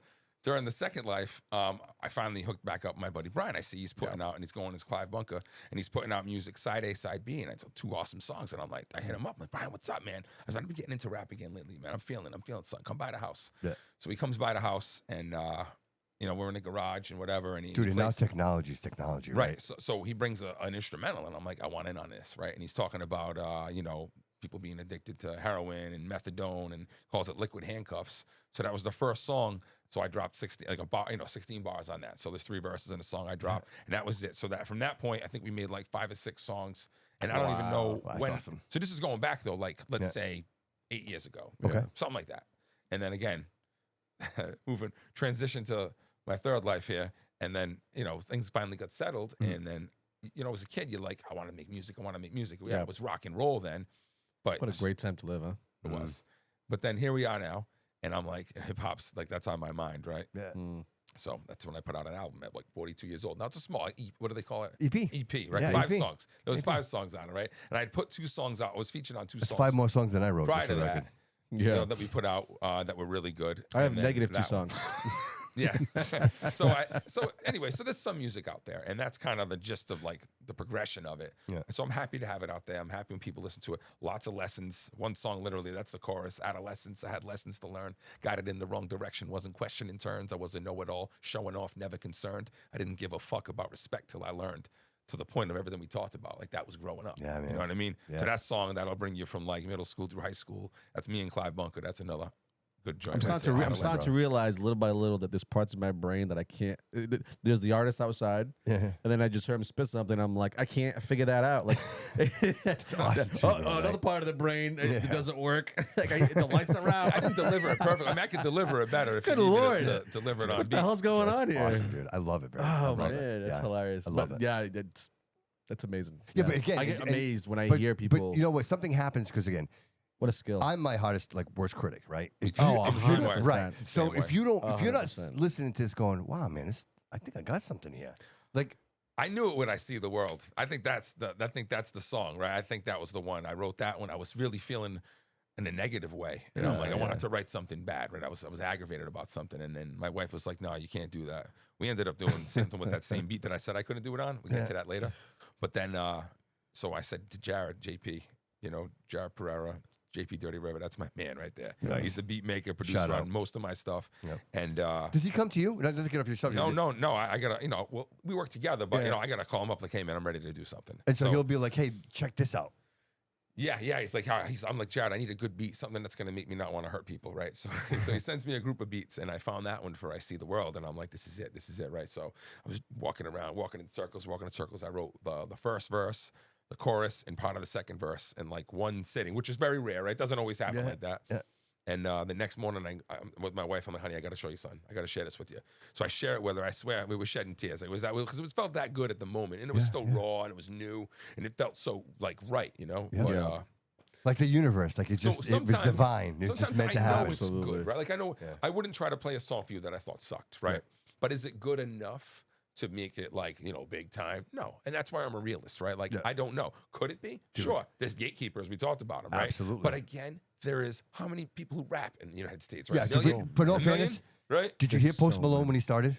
No. Like, you've never heard Post Malone when he started? Is it a very specific Can song? you- When Jody, I can we- started balling, I was young. Jody, can we do that? Yeah. Can you find that for us, Yeah, I please? got you. Again, So- I think it was the character they were selling. You talk about gatekeepers, Clearly. and then you wonder to yourself, like to your point, like, bro, I try to create the best I can create. Right, this is a masterpiece. It's Post Malone just gourmet. grabs the mic and just talks. Dude, wait till you see this, and somehow the dude gets a contract, and you say to yourself, how did The this? character. The character. Yeah, it is again. It's the character. You got to Look be at able him. to. It's You got to the be marketable. You character got the to be shock marketable. value. All that. Is this the one? How No, many, this isn't it. How many people This isn't aren't? it. It's the, Are you talking about the one before you got no, famous? dude. It's yes, before he got Yeah, and famous. he's like dances, a white I background. love I got you, I got you, I got you. love you. You love me. You see that? Yeah, it's crazy, dude. But again, I don't he doesn't even care. have. I don't even think he feel has like that's what he tattoos would on his say. face. Look, dude. Let me tell you a little story. Oh, we're gonna get Is it? Yeah. do 10, Love me. dude. Are you serious? All right. You gotta stop it. They're gonna boot us. So, dude, that's Post Malone. Yeah. That's Post Malone, Right. bro. Do you have a video like this out there? I hope not. There's a chance, but I hope not. You know. I don't know. So my point is, like, even for bringing that up, is the idea that he didn't give up. Yeah. Like he had Right. something. He started with something, and however that was, however it started, he continued to whatever that, and he made the character Post Malone. And now, like, who's a bigger artist than Post Malone? Yeah, Right. There isn't many like him. So, like, At it's, his it's level, that it's just it's that crazy. progression, dude. It's the progression. And again, is it a gatekeeper or like somebody like Ed Sheeran? Ed Sheeran was famous for his music on YouTube, right? And that's how he got discovered. So, Luke Combs. I mean, there are a few that you're The right. list goes on. Oh yeah, Right, yeah. Right. Yeah. But so, am somebody going to listen to my video one day and be like, oh, yeah, that's it. That's the guy? I don't know. Probably not. And so Do I hope it happens in the back of my mind? Of course I do, right? Like I'm not making it for nothing, right? All right, so let me ask you a question. Let's say that does happen. Yep. Are you ready for the next level? Yeah, I could do something like that. Why Okay. not? He looks ready. But He looks ready. well, but it has to be. So you're have trying a to be. family. So you're trying to be. Yeah, you're trying Like to be Nelly realistic. Furtado calls and says, "Hey man, I want you to do 16 bars on my next hit." Yeah, let's do it. Yeah, Let's do it. man. Right. That's easy, right? It's when it's becoming like it's going to career. consume your life, Yeah. a career. That's totally different, right? Like What right would you now, do? What would you do What do you mean? What would I do? It all depends. if you were presented with a contract, But what's the contract? You got to talk about the money. big time? You're going to What's Vegas. big time? We're going to Vegas. You go big time. You go. going You go Vegas. on the big stage. Yeah, okay? you can do it, bro. Yeah, but just the big Would stage you- would one you- time. No, How much- no, No, you're they're building going to it. sign a deal. Because You're for me- signing a for- deal. for me What, to- what do you do? Because me you to know t- what happens right. in your life. For me to turn my back on Fall River, right, and the job that I do and all that stuff. So you're saying you wouldn't do it? I didn't say I wouldn't do it. There's Okay. definitely an equation or a formula, if you will, that would get me to do it. There's There's nothing. nothing. There's nothing about it. There's Okay. something. So but given the opportunity, you would take it then? I think I would, but You it would. would be made. Oh yeah, The you think decision you would be made with me and my family. Sure. I wouldn't make it 100%. alone. You know what I mean? I got my wife, I got my kids. So Yeah, I mean, family 'cause first. their lives get changed as well. Family Yeah, first. Yeah, but this for you is good for them. You know what I mean? So is it? So I don't think it's a selfish thing to be like, listen, I've worked my ass off. I'm a firefighter. Yeah, but I've when, done dude? this. When? It's get- hard. He still has young kids. It's hard. Sure. You have a young child. Sure, Like I have adults. 100%. My kids are like, yeah, dude, stop calling me. Go do it. You know what I mean? Like, And I get Listen, it. I got a song called "Family First." Again, I'm gonna shout out all my songs. I love today. it, I'll dude. give you the Shout them title. all out, Yeah, bro. see, Shout them yeah. out. I got the whole list. I think the answer's right there. We had 3 hours. I That's played it. every single one of them. It's family first. But love yeah, them. I'm not a fool either, though. I wouldn't No, pass right, up the sure. opportunity to provide my kids with wealth, generational wealth, if you will. Correct. Why would I do that? But again, Be like an in and out kind right, of a thing. the same trap we're in, though, that we're talking about is Yeah. letting them live too comfortably. They don't learn how to survive on I their don't. own. Yeah. So yeah, you gotta put in like look at Shaq, man. Shaq said, none of his kids. It's so funny. I get it, but dude, those kids still live a beautiful life. You know what I mean? Yeah, but they're not getting any of the money. That's what he said. That's what he says. I believe it. I believe it. With Shaq, I believe it. You listen to him. You'd actually be very shocked. His philosophies, how he thinks. I'm telling you, What he says is very appealing. He's Yes, a very I agree. consistent person. He But- doesn't really deviate from But anything he's I'd ever probably say said. the same thing. I'd be like, my kids are getting shit, and then I'd leave them everything. You know what I mean? Right. Yeah. I would. I mean, would. you probably leave him small alone. I think there's a better chance that your show goes big before mine. How about man, I don't know. you can't access the money until you're 45? Because if you need the money by 45, you're fucked. Yeah, right? true that. So make the age later and consider it like a bonus. All right. Right. Like you've worked your ass off. Yeah, you made it. Yeah. Now you can get the money. Dude, you're gonna perform at Lit Summer. That's gonna be the start of it right there. It's all gonna start. Yeah. Jody, when is Lit Summer? Let's talk to us, buddy. All right, so okay, no, I'm not muted. All right, so Lit Summer is actually July 11th. It's going to be at the Bernardo's Boxing Event Center. And where's that located, Bobby? That is 403 Anawan Street at the Bernardo Event Center. So 403 Anawan Street. It's gonna be 2 to 6 is free it's a community event. You can bring your children for free haircuts, free face painting. They're gonna have little sketch pads where your children can draw on. They'll teach them dance lessons. There's a whole bunch of stuff for the kids to have fun. Bring cash. Oh, the Tips. the iPad experience there, right? Yeah, The iPad yeah. experience. The sketch to go or something like And they that. have a bunch of vendors. Tip these people. Yeah, Yeah, tip they these have a people. bunch of Bring vendors. some cash with you. The vendors are great. A little bit. yeah, Yeah, and they're They awesome. deserve it. Last year was amazing. This year is going to be 10 times better. Yeah. We're there. Yep. Oh yeah. The Bobby Couto show the and Bobby. Ant's late night show are coming together. Yep. Gonna be collabing on that. Ant's gonna sit on my lap the whole show.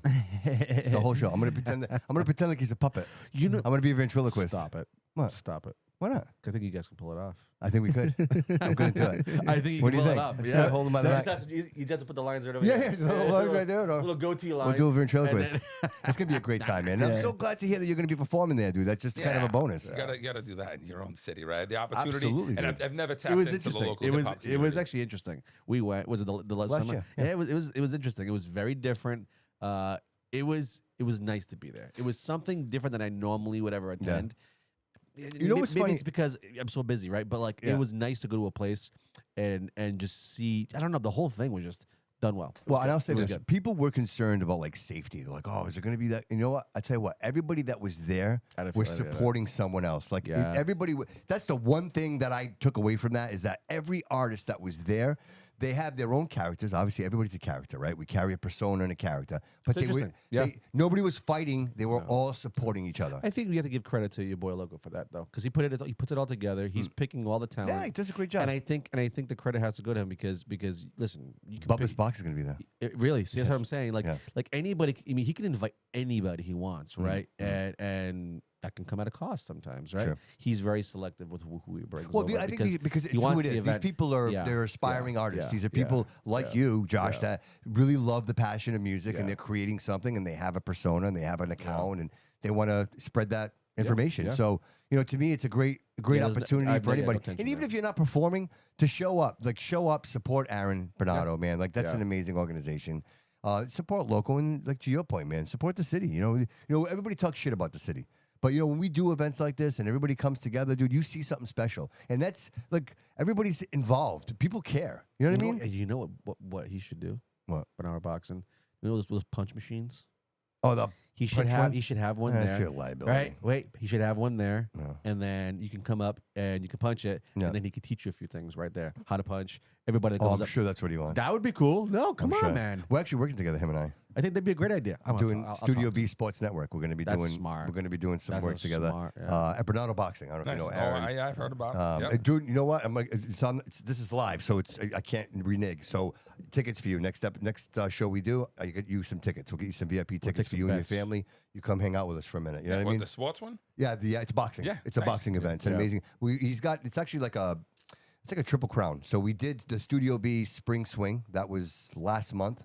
It was an amateur boxing event, and then we're going to be doing it's at the Marina, something Marina.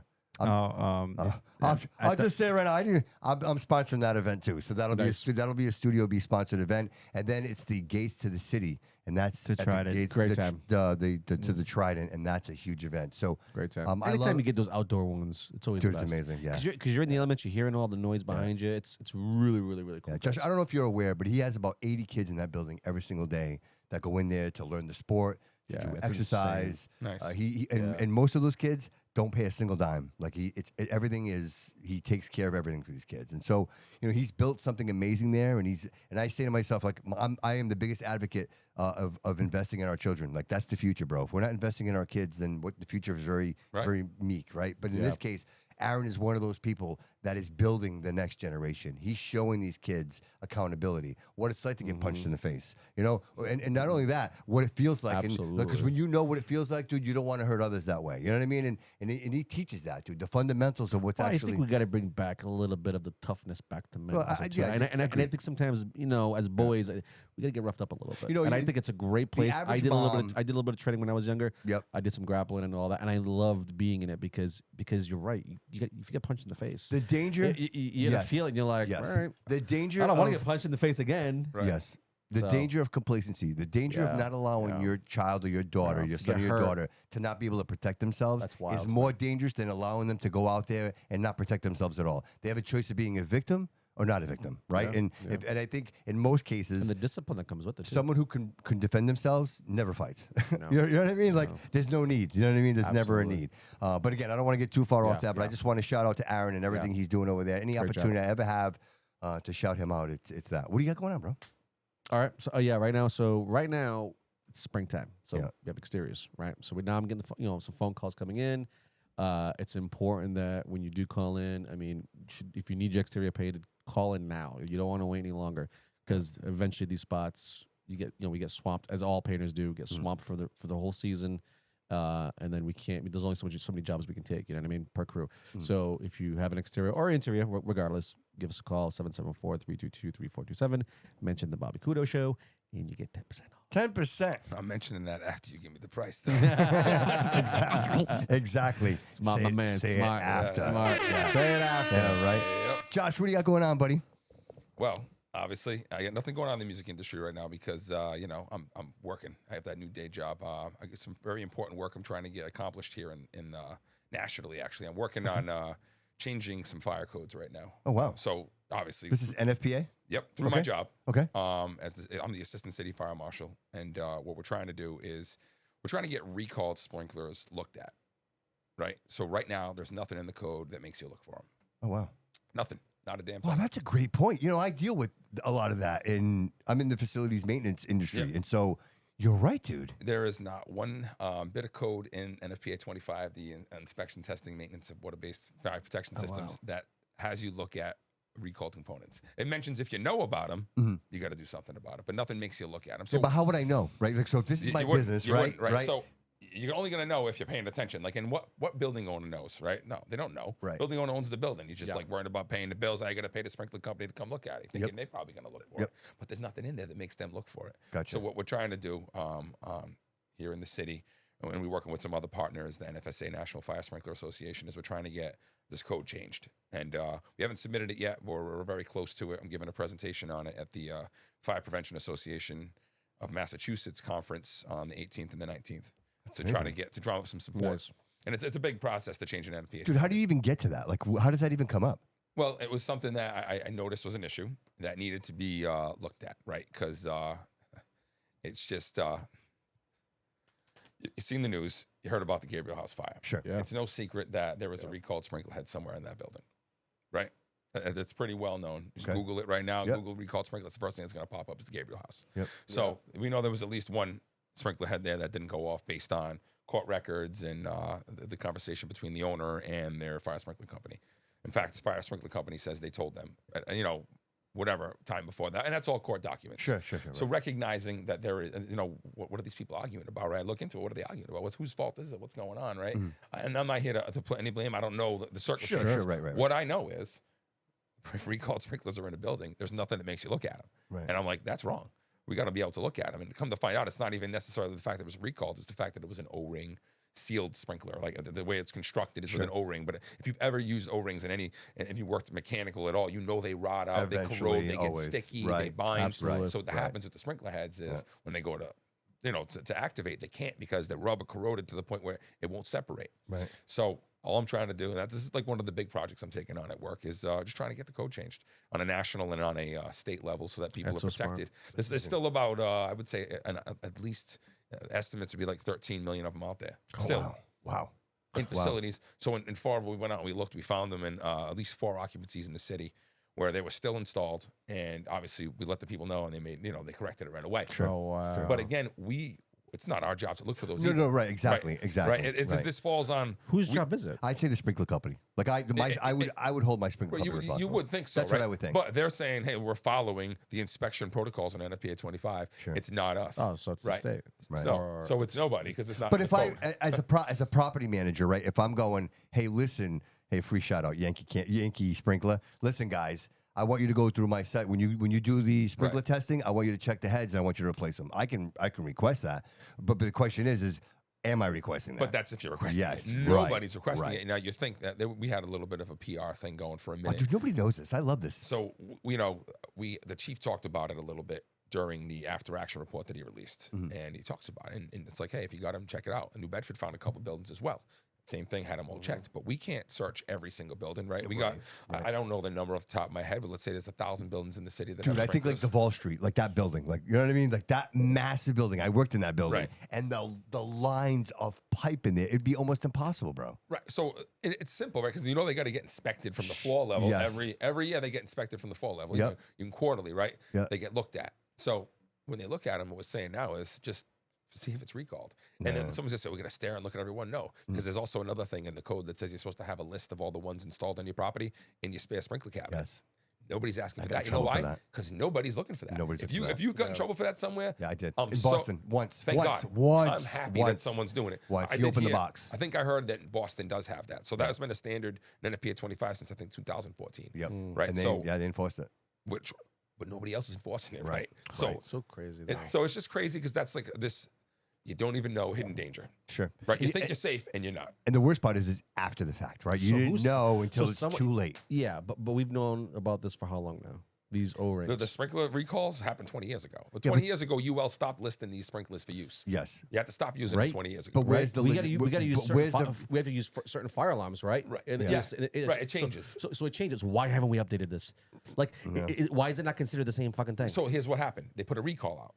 So, all right, it's a recall. Okay. Every time there's a recall, do you know about it?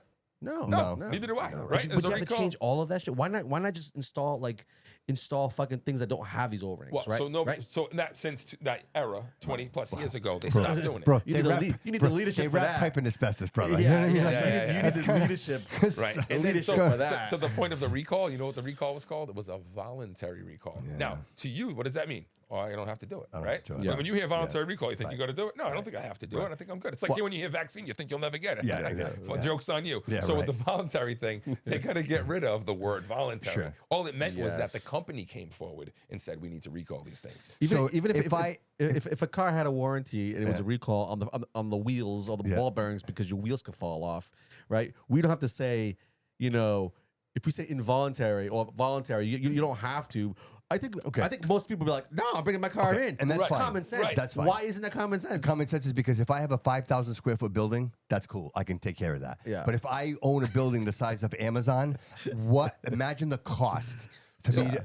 Yeah. For that recall, they were paying for it. Yeah. For the Oh, massive recall, where there was like 45, I don't know. I don't want to say. So they should do rebate, make like a rebate. At that time, for such a period of time, they would pay for it. Oh, wow. And then the pay for it period of time expired over 20 years ago. Yeah. So now when you find them, it's on you, but it's just nobody's looking. So Right. Everyone's so concerned about your energy use, right?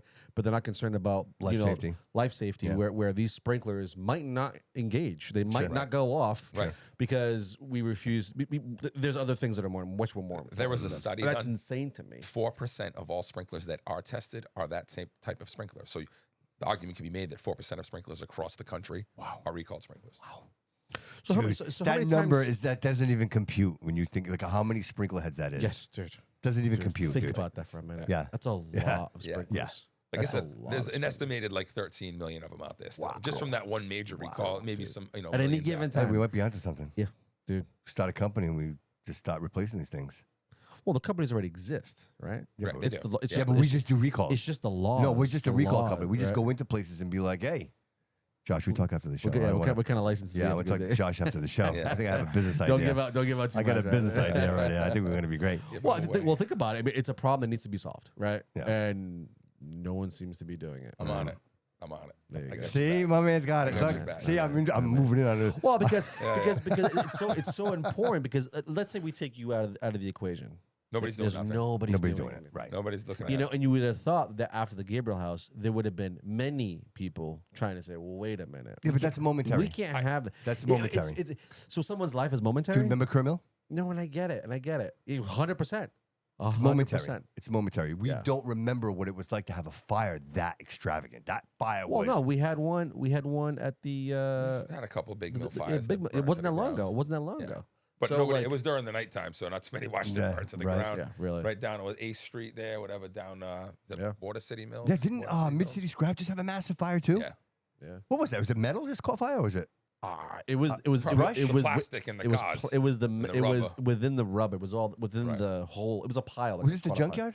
Yeah. Oh, was it, I thought The it was. I junkyard. thought it was just like the metal. The you know what I'm saying? Right, it's all the No. stuff after the metal. After they ripped the metal Yeah, out, I think it's all yeah, that stuff. Yeah. I didn't go, but that was my guess because it was black. It They wasn't said like, it that wasn't the anybody woods. living within a mile and a half from that place Yeah, should your be wa- getting their groundwater tested. Yeah. Yeah. They're saying that they believe it's a Yeah, lot of wells, a lot of wells, a lot of that yeah. gets seeped in. So, dude, it's funny. They want you to test the water because they're a mile and a half away, and these guys are walking in the freaking place wearing these suits and not even having the proper, decontamination setups to get these forever Bro, chemicals off their leadership body, sucks, dude. bro. Well, this all comes from the fucking top, bro. yeah. Well, you know what? Again, you know what? And I think Always the important the thing is that we talk about it, right? Not talking about it. People are like, oh, well, no. This is things Yep. we need to bring to the forefront Yep. because if we're not talking about it, nobody cares. Bobby, the money's always there. The money's there. It just got shifted. The money's there. The money got shifted. Yeah, they the said, money's "Fuck there. you, fuck you, fuck you." We're just gonna take this, put it over here, yeah. and Somewhere. then you're paying the guy that fucking that Dude, the taxes whatever, have been going up right? all along. Yeah, Yes, 100%. all You're along. paying for 100%. somebody else to put solar panels on there. There it is. There it Correct. is. That's what you're 100%. paying for. Correct. 100%. And While all they kickbacks, all simultaneously kickbacks. tell you that you can't use this or this anymore. Yeah. By the way, you have to go this route. You're going to pay for everybody to go this route, and you can't use gas no more. There you go. Yeah. That's Well, it, dude. Well, look, not for nothing, but look at Comcast. He just we have described nobody. mass save. That's what he just described. That's what I did for you. That's mass save. And That's exactly what it is. It's like a criminal enterprise. 100%. Stealing us not only of survival at the end of the day. Absolutely. Because we're not even going to be able to sustain that. And you know what? It's And listen, unrealistic. if you were speeding on the Mass Pike, listen, you were speeding on the Mass Pike today, so we're going to shut your car off. And by the way, we're shutting off your air conditioning too while we're at it. And since you drove over 2,000 miles this month, we're going to tax on a little tax there. We like to call the over mileage tax. Yep. Welcome to The Massachusetts. congestion tax. Just so we can save the planet with our what's our percentage of On what is Massachusetts carbon? towards? Yeah. Point whatever. zero. Zero, zero, zero, zero, zero, Well, maybe zero, with a zero, one in there one. somewhere. So Meanwhile, we'll crush the homeowners, crush the residents. Yeah. Yeah, we should just get rid of people and cows. So the question is always this, Because guys. And those are the two big contributors to global warming. Yes, methane. Is people and fucking cows. and cows. Yeah. Is it bad enough that's yet? the left That's logic. the question I always ask. wild. That's the wild. Is it thing. bad Someone enough yet? sold us. Who sold us? Al Gore. Al Gore sold us on this. He was the creator of this, by the way. Global warming was created by Dude, John Kerry, dude. You see John no, Kerry? No, it was before him. It was Al Gore. wasn't Yes, him and John Kerry. Like, Gore wrote it, and John Kerry drove the plane. Like, that's... You see that guy, dude? You see him? it? Yeah, I can't believe It's necessary that I fly everywhere to tell you that it's bad for you to fly everywhere. Anyway, yeah. That's it. And you're going to pay for the bill. And you're going to pay for it. Yes. Yes. Yes. Yeah. Wild, Term bro. limits. That's all I can say. Amen to that, bro. Term Dude, limits. at some point, people have to see this, right? You would think that most people would see the hypocrisy in this. Why can't they see this? Tell them enough, and they'll You believe can it. listen. Tell them enough, They and they'll can. believe it. They can point at me and say, "Hey, hypocrite! You're finding hypocrisy, Stalin right? did. If I say something that's hypocritical." To the opposite side, they're gonna call me hypocrite. Oh, you're a hypocrite because you said this, but you're really doing this. But when I say, wait a minute, that's hypocrisy. But you believe this, like you believe this whole narrative, then all of a sudden hypocrisy goes right out the door. It does. It's not hypocrisy anymore. How is it that we can't see the both? Like I try my best to make sure that I try to fall like middle of the road. I want to be. I want to be there. I don't want to be on one more on the left or on the right. I think both parties have their own fucked up issues, right? But like, it's wild that there's so many people that cannot question their own party. Questioning your own party is you're going against us. Yeah, but that's part of it. That's But part that's of the. but that's everybody. That's part of it. So, Polarized it. so do you know? This is and probably walk us out of here at this point. Yeah. But Oh yeah, we had a little. I'll say this because I think encompassing everything we talked about in this episode, you know, I come to one word. One word comes to my mind, and I think without this, when you remove this from anything, from regardless if you're human, if you're an animal, whatever it is, when you remove purpose, there is no driver. When you have no reason, when you have nothing to move you forward, then that's what happens, David. Yeah, you become a Democrat. You become a Republican. Yeah. You become something that is being shoved down your throat. You're not even accepting it. No. You're just it just becomes You who you just who consume it. you You are. just consume Why? it, yeah. Because people don't have purpose. And I think if people had purpose, brother, your purpose, you know what your purpose is. You know what your purpose is, right? Yeah. Right? Not distracted, If yeah. people had purpose and they just stayed true to their purpose, then you wouldn't have any of this bullshit. But What a people are mindfuck. looking for a reason, bro. People want a reason. And they'll do whatever it takes to get it. They don't want to earn it, Yes. right? They don't want to earn it. They don't just wanna want it. They just want the title. They just let me do it. It's funny. I was talking to my daughter. And she has she's a manager and employees and everything else. And she's like, I have an employee, and she keeps saying that she wants to be a manager. She wants to be a manager. I'm like, well, if she's telling you that she wants to be a manager, then probably she shouldn't be a manager, because any manager that I've ever hired was already a manager when I hired them. Right? I didn't have to tell them to be a manager. They encompass the role. Right? Somebody that cares about their job and they're really, really good at it, they automatically start becoming a manager before they're a manager. I'm going to you, hey, you're a great manager. Now you're a manager. I'm going to pay you for that. Right? So, again, is that what we're offering our children? Is that what we're offering? Not even our kids, like even a generation of young adults that have no purpose in life. They don't have driver's license. They don't have cars. They don't know what it's like to care about someone else. Yeah. Where's the purpose, Where's bro? the purpose? Where's the purpose? And They're running on autopilot, is what it seems. Yeah, Right? It's just autopilot. Yeah. It's that's what it is. It was the easy button. Yeah.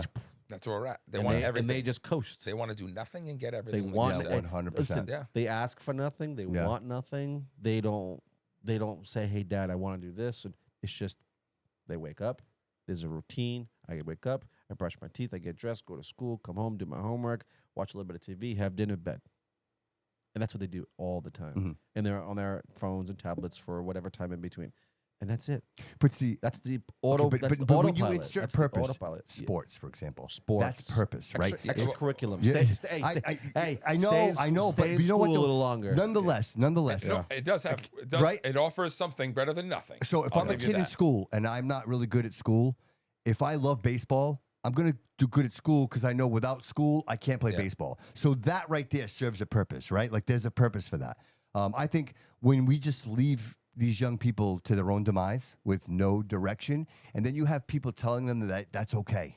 It's okay that you feel that way. Yeah. The truth is, it's not okay that you feel that way. Not at all. You're like, look, put your big boy pants on, and life is not going to be good. Like life is not always going to be good to you. You know what I mean? Like sometimes you have to just I find myself choose, in that swallow, conversation and quite a repeat. bit. Absolutely. Yeah, this but is it that matters. age. That's that 12-year-old age. Yeah. And I have to constantly remind her, like you're killing me, kid. Like you're fucking killing me with this like dragging of the feet and not showing like motivate. You're not motivated. You were more motivated when you were 3 or 4 or 5. Yeah. You wanted to learn everything. Sure. I want to do it, Daddy. I want it. Let me do it. Now it's like, nope. Yeah. Leave me alone. I just want to stay. Here's the iPad. Well, I don't. No more iPad. No iPad. It's No, I'm saying that's. Well, yeah, I completely took her off, and she even said it to me. She's like, thank you so much for taking me off." She did say that. She's like, "Thank you," because I realized that I was so sucked in and so involved in what was happening on that iPad. Step one of getting it back, though, right there. You just got manipulated a little bit. Maybe she got you, bro. She got you. No, I've been there. I'm thinking the ball's in my court. 2 weeks from now, she gets it back for 20 minutes a day. Right. She hasn't had it back. Yeah. She has. I haven't given her that tablet in about 5 months, 6 months. Yeah. And it's not that she's punished. It's just the tablet just all of a sudden stopped working. And I looked at her. I said, "Babe, you're not on that podcast anymore. I'm sorry, you're not on the tablet anymore. We're not gonna buy another one because you didn't take care of it. And because you didn't take care of it, it's not. So we're trying to punish you. It's just we're not gonna buy another one." And she was like, "Okay, fine, whatever." And then we started noticing a huge difference in her. That's awesome. The shift in her energy, how she was starting to like listen more. Before she was so distracted, so fucking distracted. Now, you talk to her, she's listening. "Hey, baby, go do this, go do that." Okay, fine. And she doesn't. Before, completely distracted. Yeah, She'd be completely sidetracked. I'm not perfect in this realm because my kids have iPads, they have phones. I mean, the phones are restricted. I have control over the phones if I want. I can, you know. But they get treated by adults too, man. Right? Right. And then we got video games in the house, we got PlayStations, all this stuff, right? Switch, whatever. But there are times you got to do stuff. And predominantly the kids that are doing those things, they will help me with the dishes if I ask them. They will help me with the laundry. Awesome. They'll help me whatever I want. Yep. Could I do a better job at that? Yeah, I could. I could do a better job. Oh, as a father. 100%. I could reel it in a little bit and be like, "No, we're going to do something now. We're going to do something now." Yeah. But there's not a lot of time because we're still dodging the sports thing. It's tough with as many kids as I got. Absolutely, man. That's why I'm kind of against the sports thing. I bet you got an SUV, right? You have an SUV. He's like, "I hate sports." You have a limousine? Yeah. Drive around a limo? I tried buying a transit. They canceled it on me during the chip shortage. He needs the bus. He needs a little bus. He needs a little cozy bus. Joshua Hetzler, thank you so much for being here, brother. Thanks I for really having appreciate it. Dude, if people want to get a hold of you, how do they do that? Let them know. Yeah, you mean I'm on I mean, I'm going to share all your stuff, so they can go right through me. You can go to joshhetzler.com. It'll go to my Facebook page. That's or you can perfect. go to florianraps.com. Nice, It'll there go you to go. my rap stuff. Excellent. And you're on all the platforms. You're on Facebook, Everything. Instagram, YouTube. There you go. Yeah, I like the YouTube. I've been on the YouTube. That's I kind of. like that. That seems like the one that would, if anything ever gets monetized, it's probably going to be there. Oh, Right? you'd be surprised. I mean, platforms like Instagram, Shorts. Yeah, Shorts. I do good on Instagram. Huge. Yeah. You know what it is? I don't have time for it. Like right now, It's a lot of fucking work, bro. So I've been in my new role for like 6 months, Yeah. and then There's no time. There's no time. There's no time. There's no time. I come home, I got to do stuff. So unfortunately, music's taking a backseat, but I'm still hitting the guitar a little bit and trying to make some stuff. Stay active, bro. Yeah. Yeah. Well, Josh, I appreciate you, man. Thanks for coming in today, Thanks dude. for It's having such a me. pleasure to have you here. Yeah. You're a class act, brother. Awesome Absolutely. energy. And we're going to do this again. This is like, we'll see you at Lit Summer. That's the first thing. But again, we'll have you come back in. Maybe you and- can make a song for the Bobby Couto show. Studio we B. can do that. Studio That's B. it. Yeah. Well, Studio B Sports Network. That's what I'm talking about. Whatever you guys need. I love it. If you I ever love want me it. to come back and Yeah. Awesome. whatever you want to do, you want to talk some more, I'll talk about all the stuff we talked about all day. Excellent. Oh, so I you love could, be, it. you could be like a regular. This then. was more like an We could introduction. I wanted just to get him in here and get him comfortable. Now he Easy. knows we're psychos. Dude. He Easy. can jump Yeah, right in. He's yeah, psycho like us. No, I it love feels like we're all 100%. driving, man. Absolutely. Yeah, We're all on the 100%. same page, Yeah. bro. Yeah. Yeah. David Sousa, thank you so much for being here. I appreciate you. Absolutely. Jody Jo Productions. Jody Jo, thank you, brother. I appreciate you, man. You doing videos? Yeah. I've been doing videos lately. I just recently dropped. I didn't drop. Dude, but the Bryce video, right? Yeah, Bryce Berry just recently dropped the video I just did. He's really good. The other day. Yeah. So yeah, that's It's doing. Bryce and Silent Jake. Yeah, it's doing pretty good. It's doing pretty good on the numbers, but yeah, we're not done working yet either. So yeah, there's that. LA's coming up, so that's a good thing. But yeah, it's lit summer. Don't forget about that. July 11th at Bernardo's Boxing Event Center, 403 Anawan Street. Am I right? Yeah, you got it, brother. All right, and yeah, that's all. All right, ladies and gentlemen, David Pereira, Troy City Mortgage. Make sure you go over see Dave, the official mortgage provider of the Bobby Couto Show, 508-207-5864. We appreciate you, Dave. And everyone, we really appreciate you being here today. Make sure you like, follow, and subscribe to the show. And remember, everybody, that personal excellence is the ultimate rebellion. And remember that all roads lead here. We had no responsibilities except for being home on time. When my mom, she used to tell me when the street lights started to shine.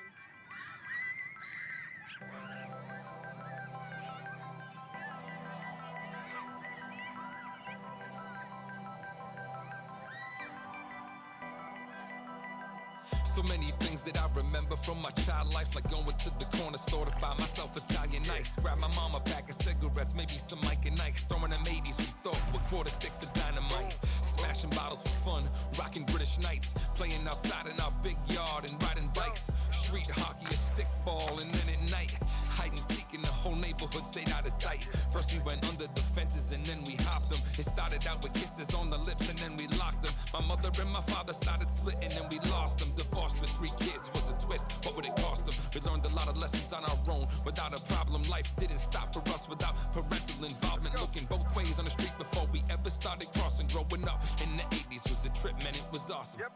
Growing up in the world where we learned to survive. No cell phones, internet, or social media to make up our minds. We had no responsibilities except for being home on time. And my mom, she used to tell me when the street lights started to shine.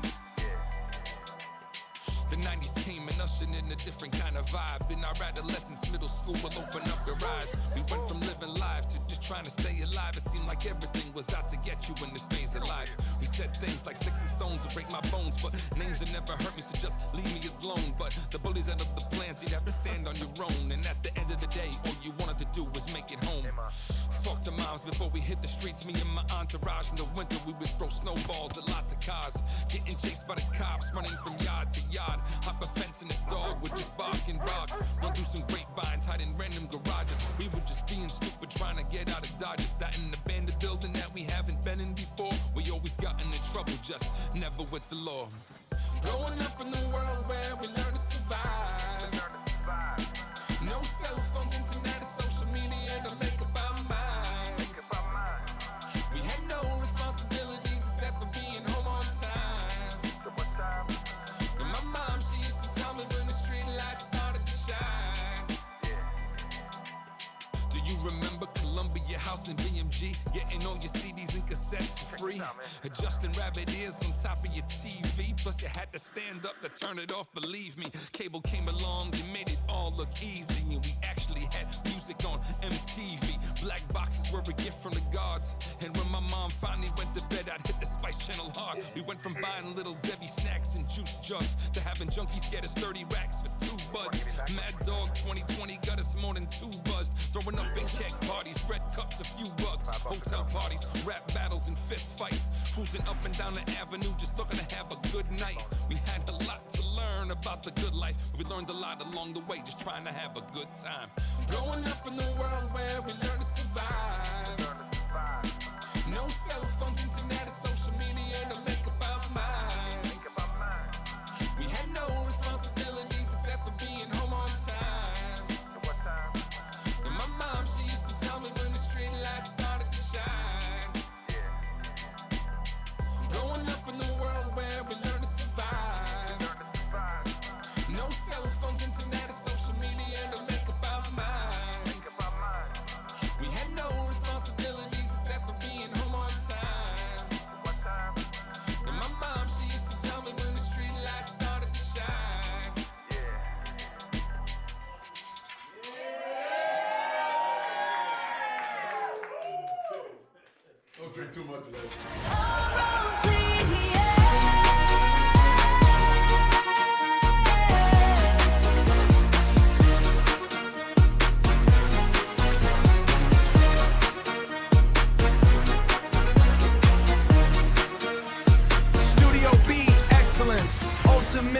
rebellion.